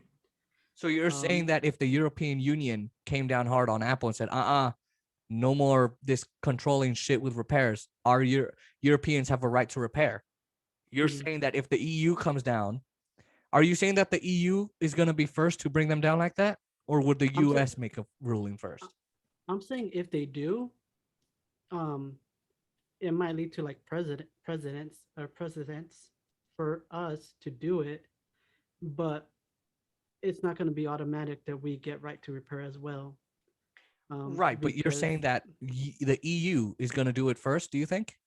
I think they would, I yeah. think they have a better chance at doing it Because first. I'm not. I did see the story. I didn't see the outcome of it, but I did see that they were. I think they were suing Apple because they did not want to use a universal charger. Switch to USB-C. I didn't see the outcome of that, but I do know that they were being sued in Europe because of that, because everybody had agreed to use a universal charger. I didn't even know that. I didn't know. I'll have to look that up. Huh. I don't know if it's still going on or if it concluded. I just saw that, like, you see things pop up on your news feed or whatever. I mean, You just kind of glance at it. yeah, I mean, Apple's being sued for a shitload of things right now. They're battling against Epic Games. I wish you guys knew about that so I could talk about it more. Spotify and all of that. So I mean, now let me ask you this. You know, Jose, I don't know if you remember, but Bert was talking about how well Apple doesn't make its own processors anymore. They Mhm. didn't, but now they do. Do you think Apple made a good move moving to M1? Yes, I think they did. As I said before, they weren't even making their own, screens or whatever. I think it's a good move for them to move, and to start making their own products, basically. Um, because as I said, if they have, you know, they could have more quality control, I guess, because they were having Samsung or whatever send them the screens, and they would have to certify them. I think that would save money for Apple, and you know they might pass that on to the consumer, maybe not. That was gonna be my next question. Like if they do start making their own parts, like the screens, the chip, and all that stuff, it's like would it really change the price? Because now that right now that's their argument that they have to pay other companies to, make their stuff. I was like, okay, how about if you start making your own shit? Like, would that change the price of the electronic devices that you're selling us, or will you just keep it Well, at it the same price? it could, because if they're paying less for a phone overall, they could lower the price and still be making the same profit or even more. Let's say, I don't know how much an iPhone costs to make, but let's say it's costing them, like 500 now, and they're selling it for 800. They're making 300 profit or whatever. But if it drops for them, like $100 a phone, they could still sell it for 500 and they're making $400 profit per phone. So it kind of depends, like on how much they're actually saving making their own, products, or, Right. So on that, I mean, they don't want to lose $400 in profit. Back then, if this was Steve Jobs, I think he would still sell phones at $1,000. With Tim Cook, he says, "This phone is at 100. It's $1,000. Incredible." That's how he talks. And people are like, "Well, ew, why the fuck am I gonna pay? Why am I gonna pay you $1,000?" Steve Jobs would say it, and it was like God, right? Because Steve Jobs meant it. And when Steve Jobs said, "This is really cool and this is really something new," we actually got something new. With Tim Cook, every year it's like, the camera's been upgraded. I'll keep my phone, right? Now, to us techie people are like, holy shit, if he does 120 hertz, that would be awesome, right? Me and you guys would be like, awesome, right? But they well, make their own, now for their mhm. phones and their iPads, they make their own chips. For the Macs, they never used to. They went, if you remember, they went with Power before, and then 2005 they switched to Intel, and now they switched to M1. Now, and they're releasing the iPad with the M1. They released the two MacBooks with the M1, and they released the Mac Mini, and now the iMac. Next year, I mean, and hopefully this fall, we're gonna get maybe the MacBook Pro 14, 16-inch, and then we're gonna get next year Mac Pro, iMac Pro, 27-inch iMac, or maybe a 32-inch iMac, right? I think it's a good idea to make their own parts, but guess what? They didn't lower the parts very much. They lowered your phone by what, $50, and it still didn't make a difference. Why did they lower it $50? Because they didn't include the power brick or the headphones. And if you were a person who maybe you didn't have a USB charger, or maybe you lost your cord or it broke, or maybe you had a USB charger but not a USB-C charger, and unfortunately your cord broke, you had two options. Do I go get a new cord and charge it with this, or do I go buy a $20 or $30 USB-C, right? And they're still making their money off of it because people are still going to buy cords, but they're not lowering their prices. Their MacBook is $12.99. is pretty much the same. Now, the reason the MacBook Air is cheaper is because they put a lot less into that MacBook Air. But it's still the same. They're not changing their damn prices. And if they do, it's so minimal that the customer doesn't notice it. The only thing that not the only thing, but one of the things that Steve Jobs did look out for is the consumer. His whole history was about keeping the consumer in mind and the pricing. Um, it's like, I mean, that's why what was it? I don't think it was a Lisa MacBook, Mac. I think it was one of the other ones, one of the earlier Macs. It was going to be like 1,000 and something dollars or $2,000, something like that. And Steve Jobs said no to it because it was just too expensive, and he just did not want to, put the consumer through that. And the rest of the executives at Apple were like, no, no, it's a great price. This is what the Mac does. It does so much. I think it's a great price for it. And Steve Jobs was like, no, you know, it's going to be too much for the consumer. Why are we going to make so many of them if the consumer is not even going to buy them? You know what I mean? So That's I right. think at And this, and he went with their decision and it fucking flopped. yeah, The it flopped Lisa flopped horrible. because it wasn't great. But I think it was No, the Apple no. computer too, where he said, all right, fine, we'll go for $3,000. Go ahead, sell it for that. It flopped hard. I mean, just honestly, right? And you're right. I loved Steve Jobs. I honestly adored Steve Jobs just because when he was presenting the newer Apple TV, the one that's more like a box, he said, well, what do customers want? They want something small. What else do they want? They don't want to connect a bunch of cables to a TV. They already have all that. What else do they want? They want a good, usable remote. They want something small. They want something compact. And they want to be able to watch movies on their TV. And they want to be able to um, switch and play their music and all of that. And they want to do airplane. They want to do.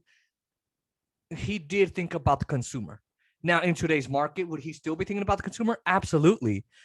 Apple is one company that I hate them for not including the charger. Samsung, breaking news, Samsung's not going to include the chargers. Android, I No, hate and that. the funny thing is they made fun of them at the beginning. When Apple did it, they would Samsung had a shitload of memes and advertisements stating that, oh, we do include the brick. A year later, no brick in Gone. the box.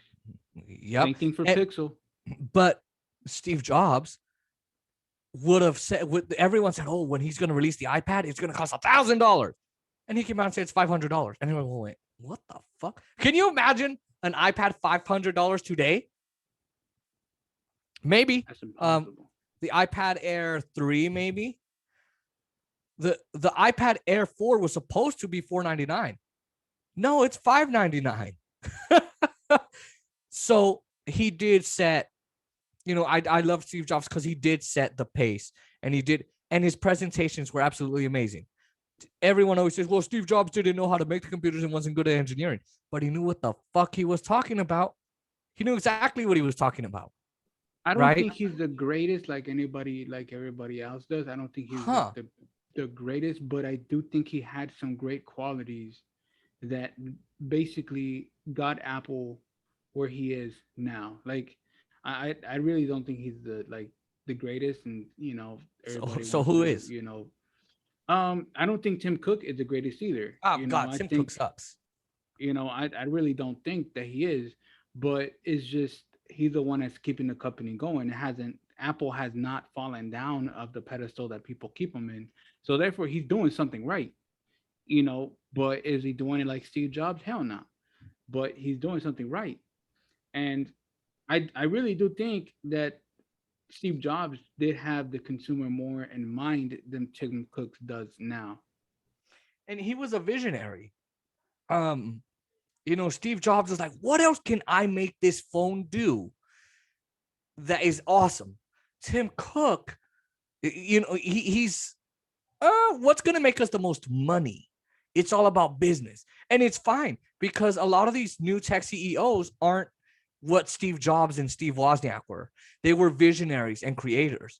Whereas Tim Cook came as, I'm a supply guy. I'm a business by dollar guy, right? Steve Jobs also cared about the stock. Don't get me wrong here. He did. But he was a visionary. He's the one who came up with braille screen input, and how do I get blind people to read on their phones, and voiceover, and this, and it was like, wow, you felt the magic. I And people still feel the magic of Apple. It's revered now, right? But whenever Tim Cook comes out with a new phone, I'm like, okay, what's gonna change? Oh, the camera. Okay, right. With Steve Jobs, app, God knows, FaceTime, we would have been able to share screens and do share play and shared with you a long time ago. Look at how behind Apple is under Tim Cook. The OnePlus 8 has a much better processor, has a 16 megapixel camera. It's faster than the iPhone. It's better. And with Steve Jobs, he was on top of the market. Windows used to mock us, mock Apple and copy Apple. Now, Apple's doing the same thing and sued Microsoft or Windows for. It's copying their shit because there's no innovation at Apple anymore. Sure, we get the health app and we get the watch, and absolutely amazing. And I'm not going to deny it. But I'm not, I don't think I love how we got into Steve Jobs, but I don't think we're going to ever see a visionary like Steve Jobs in our lifetime. And it ain't Tim Cook. What do you think, Jose? No, I don't think so. As you guys both have said, Apple was more customer focused earlier on. Like, what was it? The iPhone was supposed to be intuitive. You see a notebook, you press it, write notes. You see a little phone, you press it, you make phone calls. Um, and now it seems more, profit based. Let's charge $1,000 for a phone. Oh, let's make, two iPhone 12 Pro and a Pro Max. What's the difference? This one has a bigger battery, bigger screen, that kind of thing. Where it's like, I don't honestly, I don't think there should have been two Pros. Maybe the iPhone Mini 12 and the Pro Max, because there's not that big of a difference between the 12 and the 12 Pro, to justify $200 more or whatever it was. So it does seem like it's more, what will make us the most more profit? Oh, I know, let's sell, four phones at a time. I mean, look how long it took Apple to change the design. I mean, Oh my apart God. apart from having apart from changing maybe aluminum to glass, with the iPhone 8 and the iPhone 10, and that was a big change for consumers too. Like I think that was the biggest change with the 10, honestly, going for $1,000, and a lot of people said they weren't going to get it. They were like, no, it's too much money. It's too much money. But the 10 is actually one of the phones that sold very extremely well. The Actually, a 10R lot of sold the best. and it's just that gave the companies permission, like Samsung, Google, all those companies, they give them permission. Okay, Apple did it. Let's sell things for $1,000 and let's do it. And I think the market just went downhill from there. It's just okay. Apple can do it.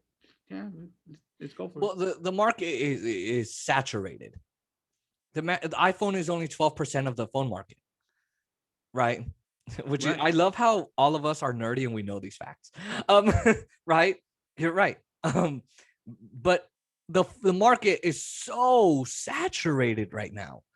You have 1,000, 10, 2,000, 3,000, 10,000 different Androids. You got iPhones.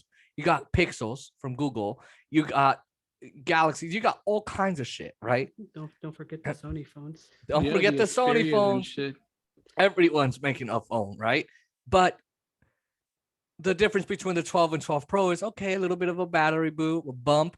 Definitely the Pro Raw. You don't get that with the 12. Right. I don't know if my thought is when they started making they should have said, look, we got the iPhone 12 and I don't like how they do an iPhone 12 Pro, iPhone 12, but you're not going to get what the 12 Pro gets. Stupid. Steve Jobs would have said, no, you get the 12, you get the fucking 12. It has Apple Pro Raw, bitch. Boom. Right? That's what I don't like, is that they come out with both phones. They should just release one phone. Fine, you want to release it in a different size? Okay. But this whole two phone shit, it's confusing because someone says, Oh, I want to buy this iPhone, but it's too many different models. Come on, right? So I do think that Apple's got some work, especially with they're like, oh, we're gonna include a mini LED display, which is awesome on the iPhone 12 I wish on the iPad Pro 2021, except only on the 12.9 inch. Why didn't you include it on the 11 inch? Then they say we're gonna include this and this and that on the iPhone 12 Pro and 12 Pro Max. Why not on the 11? They also don't include magic on the Magic Keyboard. They don't include a fucking escape key. Then it gets worse. They don't include function keys. They're like, oh, well, then it would have uh gone past the hinges, and we don't need that. It'll ruin it. There's a No, bunch it of wouldn't. space. There's a bunch of space between the hinges and the case. I have it. You could have fit one row of function keys and an escape key. It's just I'm tired of Apple just limiting like that, the hardware and some of the software. It's like, dude, enough, man. Like Just seriously. and then making up BS for it. Like when they took out the headphone jack, I forgot which reviewer did it. I know there was a few of them when they did that whole taking out the headphone jack because there was no space for it. Actually, somebody actually fit a headphone jack inside of the 7. No problem. No problem. It just slid in. No problem. And they were able to use that headphone jack like no other. So again, they took out the headphone jack because at the same time, so coincidentally, the AirPods came out at the same time. The Look, I AirPods mean, came out. well, look where people are headed. Remember when walkie-talkies existed? Beep, beep. Yes, Jason would like a donut, please. Right? Yep. And you had this big ass thing, and then you had the brick phone, and then now you had a flip phone with a keyboard and a freaking screen. And then you had an iPhone that got rid of the fucking keyboard but made a digital keyboard, right? And then you had headphones that were wired. And then people said, I would love more portability. I didn't mind them getting rid of the headphone jack. It's fucking annoying because let's say you do get a pair of headphones with it. Well, I can't plug it into the Mac. I now have to buy an adapter that's 2 cents for me to plug it into my Mac. That I don't mind. It's when they limit the capabilities of each product. Like for people to view HDR content and all of that on the iPad, and people who do render video and all of that, the mini LEDs would be absolutely amazing. But no, only if you get the 12.9 inch. It's like, oh my God, come on. Um, and the Apple TV 4K has a better remote. Ooh. And it's in 4K and you can play it to your HomePod, but it does nothing else. If I had my current Apple TV right now, I would probably upgrade it for the remote because that remote sucked. But other than that, I don't see the point. And when you guys ask, hey, why are people buying this new shit? Because people can keep them longer. That's the one thing I tell people. If you get one of the newer phones, they're making them last years and years and years. Before, your phone only lasted like 2 years. Now they last like 5.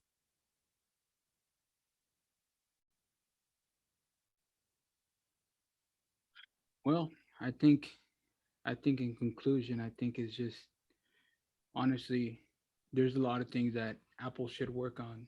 And I don't know, maybe they need a new leader, instead of Tim Cook to help them innovate, be the Apple who they were when they created the iPhone or when they came out with the iPod and stuff like that. Even the iPad, when they came out with that, maybe a new leader, it's about time, but who knows if that would ever happen, again, maybe I think Tim Cook is doing something right considering Apple is still, up there, one of the good ones still. So it's It's a just top company, yeah. so I think if he wasn't really doing something well, I think Apple would have flopped by, a long time ago. So he's doing something coming from a business perspective well. Yeah. Going from a consumer perspective, I think he's taking advantage of the people who don't know much about technology, Who isn't? and Who isn't though? it's just um I think the older people that have a lot of money, maybe even the some of the young ones, might not have you know as much understanding of the technology. They just think Yep. it's the greatest and best. Maybe a lot of the teenagers, they just see something. Oh my God, that new iPhone looks so nice. I Especially like the with the green. 12. I You like the know, new colors. look at the iPhone 12, the new design. It was dope. It's The awesome. new design was dope. So, how many teens did not look at that iPhone and were like, "Mom, I want this shit." Yeah. And it's just eventually they bought it. And some of the carriers, they have where you can just get the phone and walk out and just pay it off. How many Yeah. Come teens in and did not trade in get your that phone? phone. Yeah. I mean, Alexis has even said it, and by the way, Lex, ladies and gentlemen, is Jesus' girlfriend, and she is our video editor. So thank you, Lex. And she makes all the clips for us. The show wouldn't run without Alexis. So, but when I was asking her why would you get the iMac, she was like, "Oh, I like it, nice design, and I want it."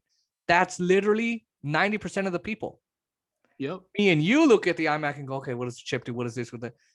And that's who Microsoft, Google, Beats, Sony, Samsung, Galaxy, all these guys rely, Apple, all these guys rely on people who say, I don't know, I just wanted the camera, the color.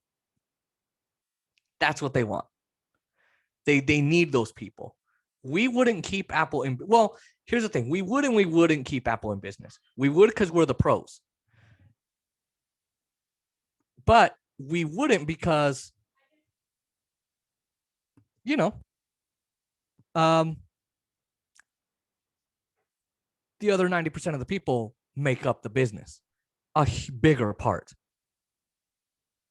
But at the same time that you say that the 90% of the people just do this or that.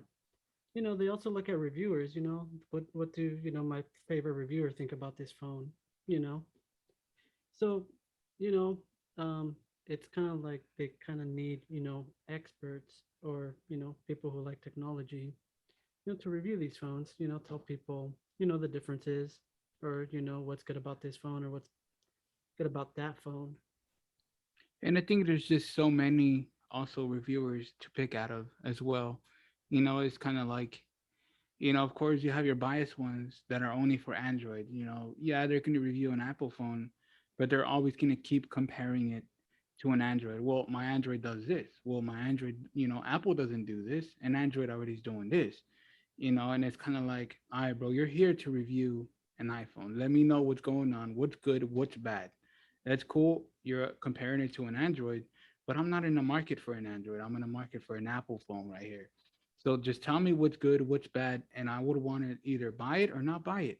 It's kind of like you can't really compare, yeah, when you come to the, flagship phones, when it comes to Samsung.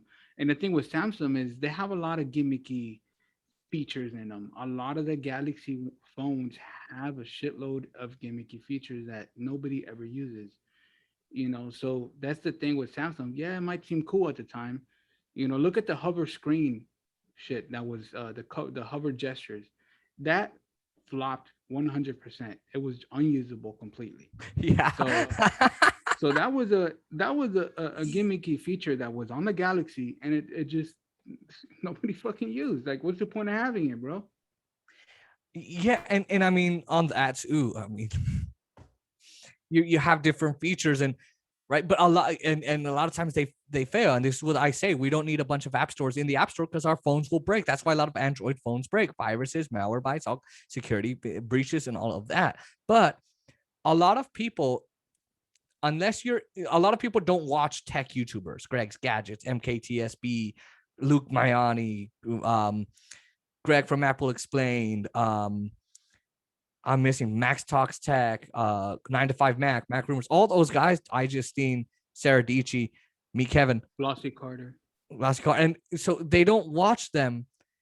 Who do they mainly watch? Their favorites on TikTok, Snapchat. Oh, my friend has that new phone. Oh, there's that. Tech people on YouTube are too techy for a lot of the people who just average people.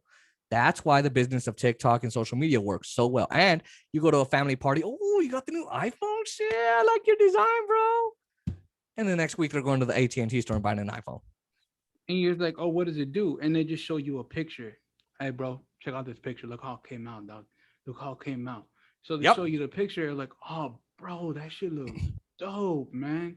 But So they're yeah, cited. bro. Understand that. And it's just they look at that and I'm like, bro, that shit looks dope. Even though their phone, you know, like if you go from the 11 to the 12, yeah, the 12 is better taking capturing pictures at night, but the 11 was great as Night well. mode. It was fucking, it was Right. And I awesome. mean, there are good things like portrait mode and night mode, right? And it's Right. awesome. Portrait mode with night mode is awesome. I love that. And night mode, you're in a movie theater, it's dark, you can take pictures of everybody, and it's nice, right? But again, what do people who can see love? Cameras. How can I look better? How can I put this filter on this? Oh, these filters look really nice. So Without society these days, it's all about vanity, bro. yeah, Jose, what do you think? Um, I'm not sure. I think people, they do, follow other people, what does my favorite celebrity wear, that type of thing. So, it does happen with phones as well. If someone you like or you follow on, social media has a phone, you might be tempted to get it. Yeah, I like it. So gentlemen, you guys love streaming platforms. So last two things I want to talk about. The streaming platforms are taking over. Netflix, Hulu, HBO Max, Paramount Plus, which used to be CBS All Access. I'm missing a lot. Where is streaming going in the future? I mean, because you got Disney Plus and Apple Music and Spotify and Tidal and iHeartRadio, Pandora, and all the. Where is streaming going? Especially with sports, ESPN and MLB. Where is it going? I don't think it's going. I think it already went. Um, I think, little by, I think it's been taking over, you know, cable, and a lot of these other services like T-Mobile, YouTube actually do have cable services that you can stream now. So I think it's going to take over cable 100%. And it's kind of sad because you used to get a streaming service for cheaper content, you know, and now there's so many of them that have different shows that you might like. So in order to watch those shows, you have to get a lot of streaming services. So in a way, it kind of adds up to a price that you would pay for cable. The only difference is that you have a lot of content all at once, so you can binge watch. Unlike cable, you would have to wait for the next episode next week. But look at Paramount Plus. Some of their shows that are original, they're only giving you an episode for a week. So it's kind of like, okay, I used to pay for streaming services for to have a lot of content, and now I'm just paying for a streaming service that does give me the same thing as cable now. So what's the point? Well, the point is, I can watch it at my gym. I don't know why you would watch it at your gym if you're pretty much doing push-ups, sit-ups, and lifting weights. I can watch it at a family party I'm bored at. I can watch it in my office. I can watch it on the way home. I can watch it anywhere. I can be in my kitchen and watch it. I can airplay it to the TV. I can't afford cable, but I can afford 10.99 a month instead of $50 a month for cable, right? I kind of agree with Jesus because you said, I pay 10.99 a month. But as you said, they're starting to separate the shows, per app. So, you're like, oh, my favorite show's on this and my other favorite show's on this. So now I'm paying $20 a month. And then it happens again and again. And eventually, you're paying the same as cable. And Because the reason people, stopped paying for cable was because it was too expensive. And that's kind of what's happening with, these apps, that it's kind of to the point where it's saturated, that there's too many out there. Sure. And I And mean, yeah, and I mean, I could see that where it's like, dude, it's the same fucking shit. What are you doing? But it's what why is streaming attractive, right? Um, I can watch my favorite movie without ads on TV. Now, with the original shows like The Voice or not or whatever, they always go, or like Hulu, whatever. Oh, we're gonna put ads, commercials in these shows. But I can pause this show while I go to work. I can pause this show while I go to this meeting. So yeah, it might only be for a week, but guess what? I can pause it, right? And Yeah, it's yeah, it's gonna get convenient for as sure. expensive. It's gonna It get is as expensive, convenience. but they're not gonna go away, as you said. Now, do you think we're gonna start getting? We already have live sporting events live. The Stanley Cup was live. The World Series is gonna be live on. If you listen on On MLB, Fox right? Sports One, on MLB, on Sportsnet, on NHL, whatever. Well, that's hockey.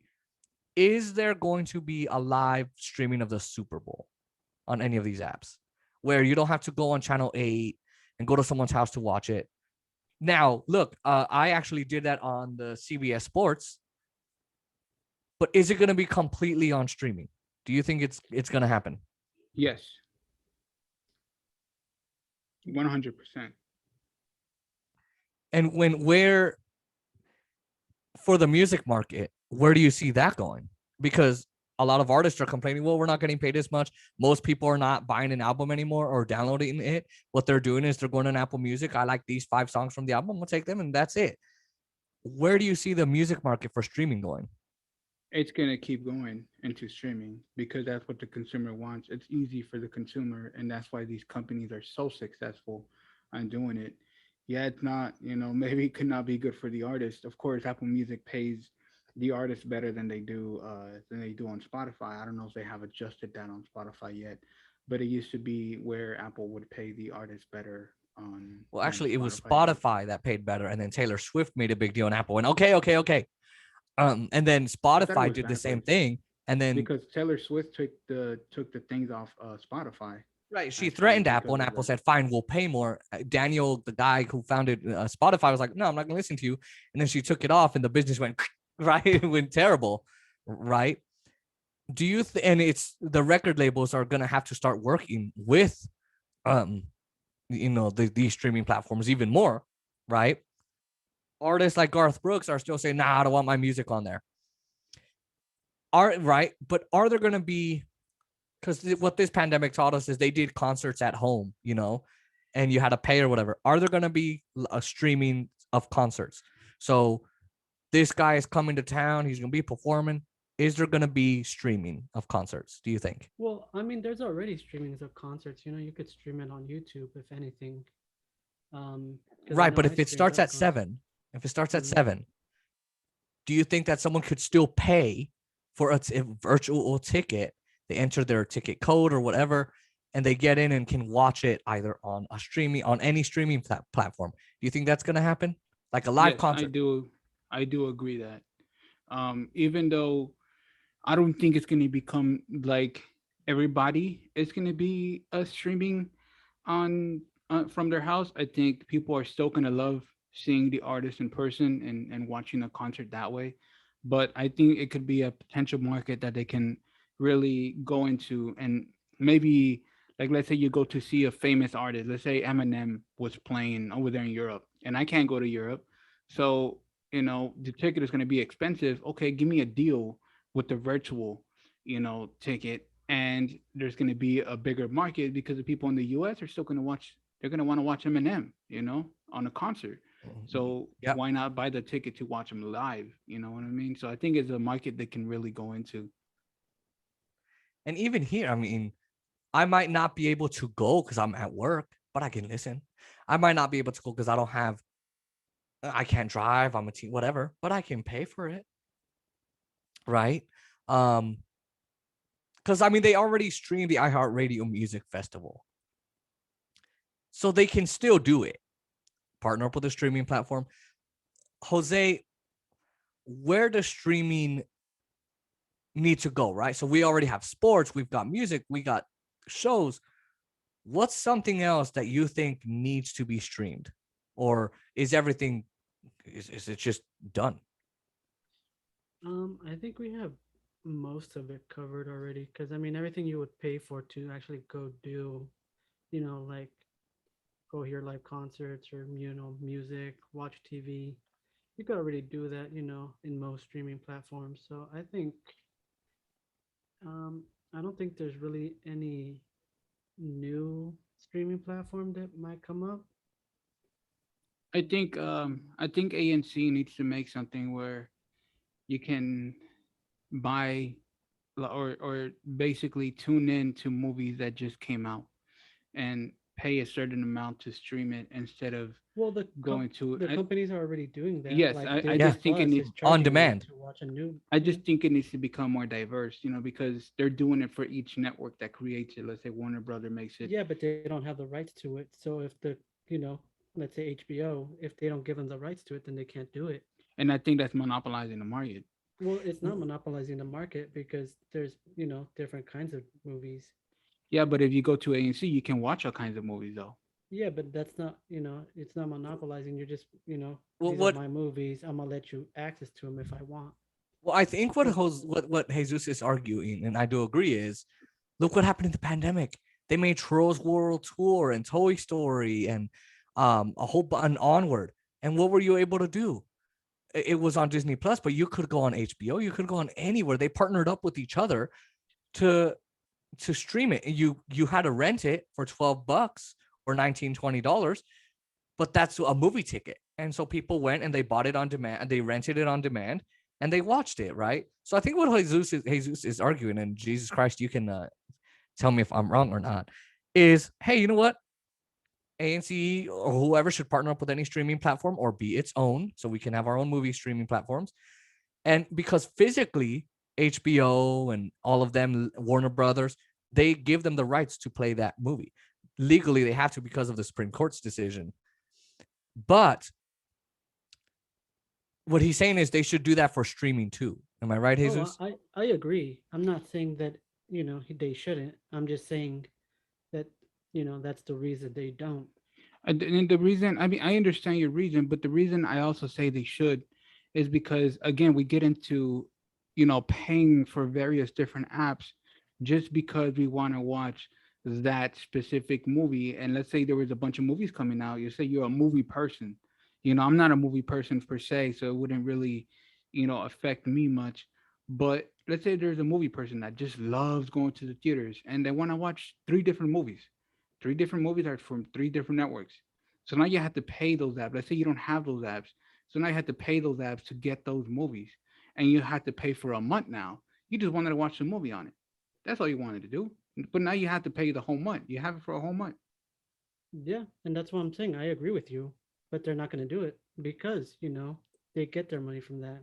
Now you pay for a month. What if you forget to cancel that? Now you pay for 2 months. So it's for money.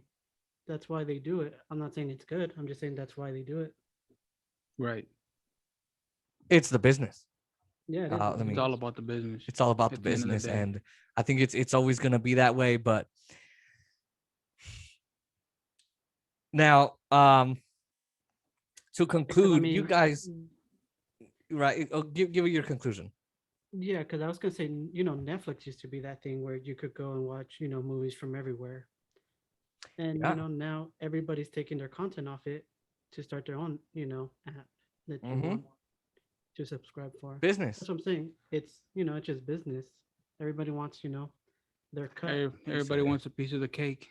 Okay. Vanilla or chocolate? I don't like chocolate, so vanilla. You I actually bitch. rather strawberry. Oh, I want to get your strawberry. This guy. Let me take some soda. So, gentlemen, you guys have a podcast coming out.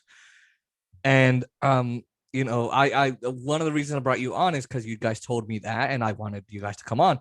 But I like to give future podcasts a shout out. How far are you guys from getting it all uploaded, or do you guys have a name? Do you guys have links? Do you guys have what do you guys have so far? So far, we're actually currently trying to get in cover art for the podcast. Um, Honestly, we're still not even having the links yet or anything like that. We're still kind of working, even on the name. We might have to come up with the name. Actually, since me and him are here together, we are gonna come up with the. We might come up with the name. Maybe put our minds together and hopefully come up with an awesome name for our podcast and stuff like that. But yeah, Now, in this podcast, it's kind of me just doing it kind of free throw, really, just or not free throw, but free for all.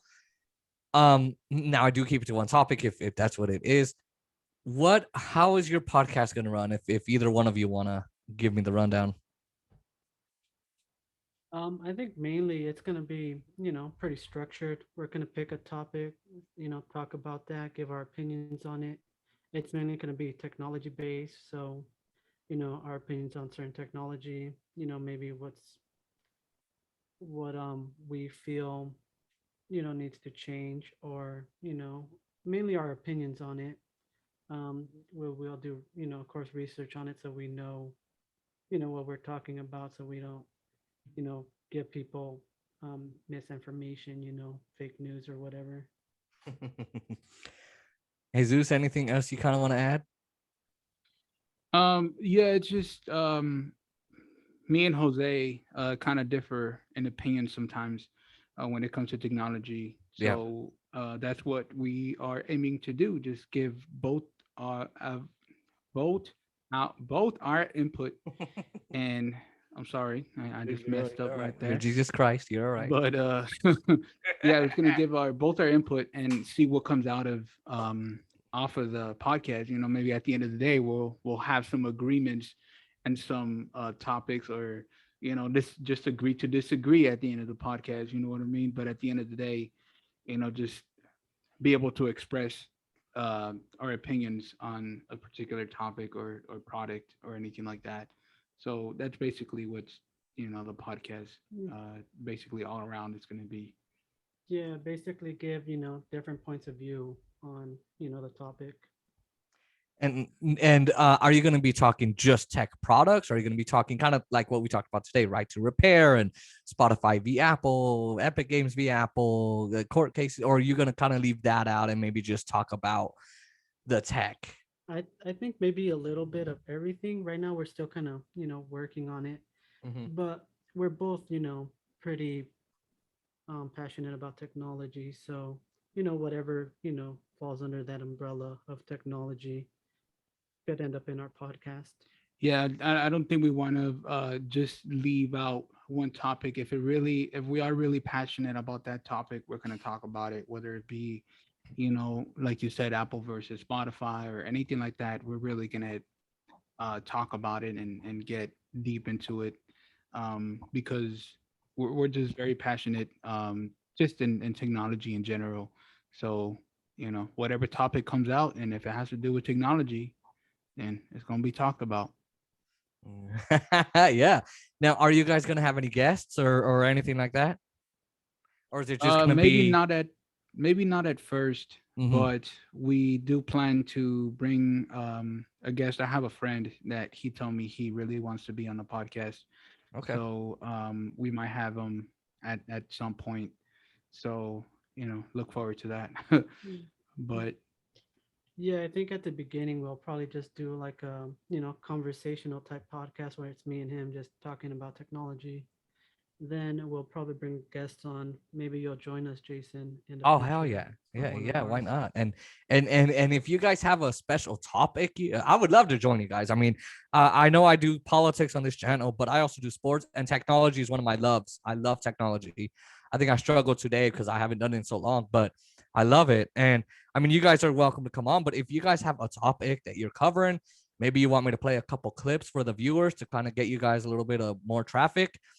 Maybe you guys want to come on and promote something big on the podcast, something small, whatever it is, someone big, someone small, someone big like me, big in terms of weight, uh, or anything you want, we can do that too. Now, is it going to be like 30 minutes? Are you guys going to have extra content? Is it going to be once a week? Is it going to be twice a week? Is it going to be an episode every day? Is it going to be once every 2 weeks? Right now we haven't really limited it. So, in terms of length, I think maybe like between like an hour or so. We don't want it to be too long unless it gets, very deep. Then, we're not like opposed to going longer. Um, but I was thinking of maybe recording a couple at a time. Like that we could, work on the editing of it and maybe release it, you know, twice a week or once a week, depending on how many we recorded for the session. And yeah, I mean that's basically we haven't really placed any, like he said, we haven't placed a time or anything like that. We really haven't talked about that. Um, so yeah, I mean, once that comes out, we will, of course, let you know, for you can, give us a shout out and stuff like that. Once we know what platform we're going to be on and stuff like that. Of course, YouTube is going to be one of them. There's no doubt about that. But other platforms are still kind of being considered. But so far, YouTube is one of the ones that it's for sure going to be the on that platform for sure. Yeah, because I asked you before, and you're like, I don't know, maybe it'll just be an audio podcast. That's kind of what you told me before. So I mean, hey, if it is awesome, right? That would be super cool. YouTube is fun, and it does get a lot of views. It's a lot more difficult to put your podcast, like you have to share it and all that, and people have to view. But no, that's good, and we'll definitely give you a shout out here. I'll post your links. We'll play. I might even play some of your clips. You never know. So you guys better be prepared for that. Um, so for now, you guys can't catch them right now, but as soon as I find out, they might be on the podcast between now and then. You never know. Both these guys. I might even call one of them to give me an opinion on something I'm covering. Right? So you never know, gentlemen. It has been 3 hours.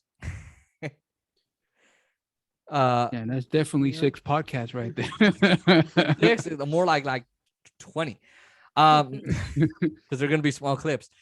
Gentlemen, I'd like to thank you for coming on the podcast and for Jesus Christ. I wish I had like organ music. Right?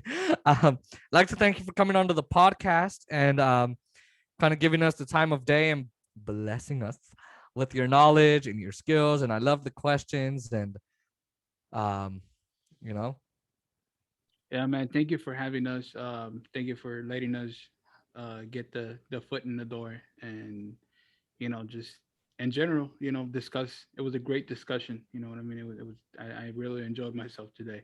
So I hope we're able to do this maybe another time or something like that. But yeah, it was. I think it was really great. Yeah, thank you for having us. It was a good discussion, I think. It did go on longer than I thought it would. I was going more for like 2 hours, but me you too. know. That's But what yeah, happens when you're good friends and you can talk. yes, exactly. Mhm. Ladies and gentlemen, that concludes this part of the podcast. We'll have some more politics coming up and some more sports, of course. Trevor Bauer situation. You guys are Dodger fans, right? Yeah. No. What?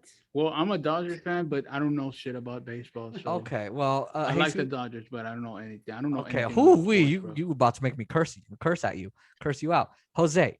You need to Last get thing, some soccer I habits. said it What would the hell? conclude it. I have one actually. What do you think of the Trevor Bauer situation? I haven't really given. Honestly, I don't even think that's popped up on my news feed, so I don't know anything Oh. about that. Well, I'm gonna send you some videos then. Yeah, send me some videos because me and my friend discuss it every now and then. So kind of good to catch up. Yeah, I'll send you my video so you can give me more views. Okay, sounds good. uh, Ladies and gentlemen, now this concludes our technology podcast for this many days. You can watch the individual clips, and I will be posting this in a playlist as interviews. I'm not sure if I'm gonna just do all the individual clips or if I'm gonna do just the entire clips. I'm not sure. But for sure, on the regular videos, you'll have the individual clips. And if you are working, you want to hear what these two handsome gentlemen have to say, Jose the gardener and Jesus Christ, Jesus, then Jose the Gardener. he's the guy that's at your house at fucking 8 in the morning while you're sleeping. Um, He actually woke me up today, man. oh fuck. Um, but if you guys want to hear these gentlemen, you can hear it on the entire clip. Ladies and gentlemen, uh, Jose the gardener and Jesus, the Jesus Christ himself. All right then. That was thank you. Appreciate it. All right. Now, actually, See you guys soon, or talk to you guys yeah, soon. Of yeah. course. So I forgot that I have to. Lex is gonna have to edit this part out because I forgot to get on my brow display so I can stop the recording. Here we go. Wait, hold on.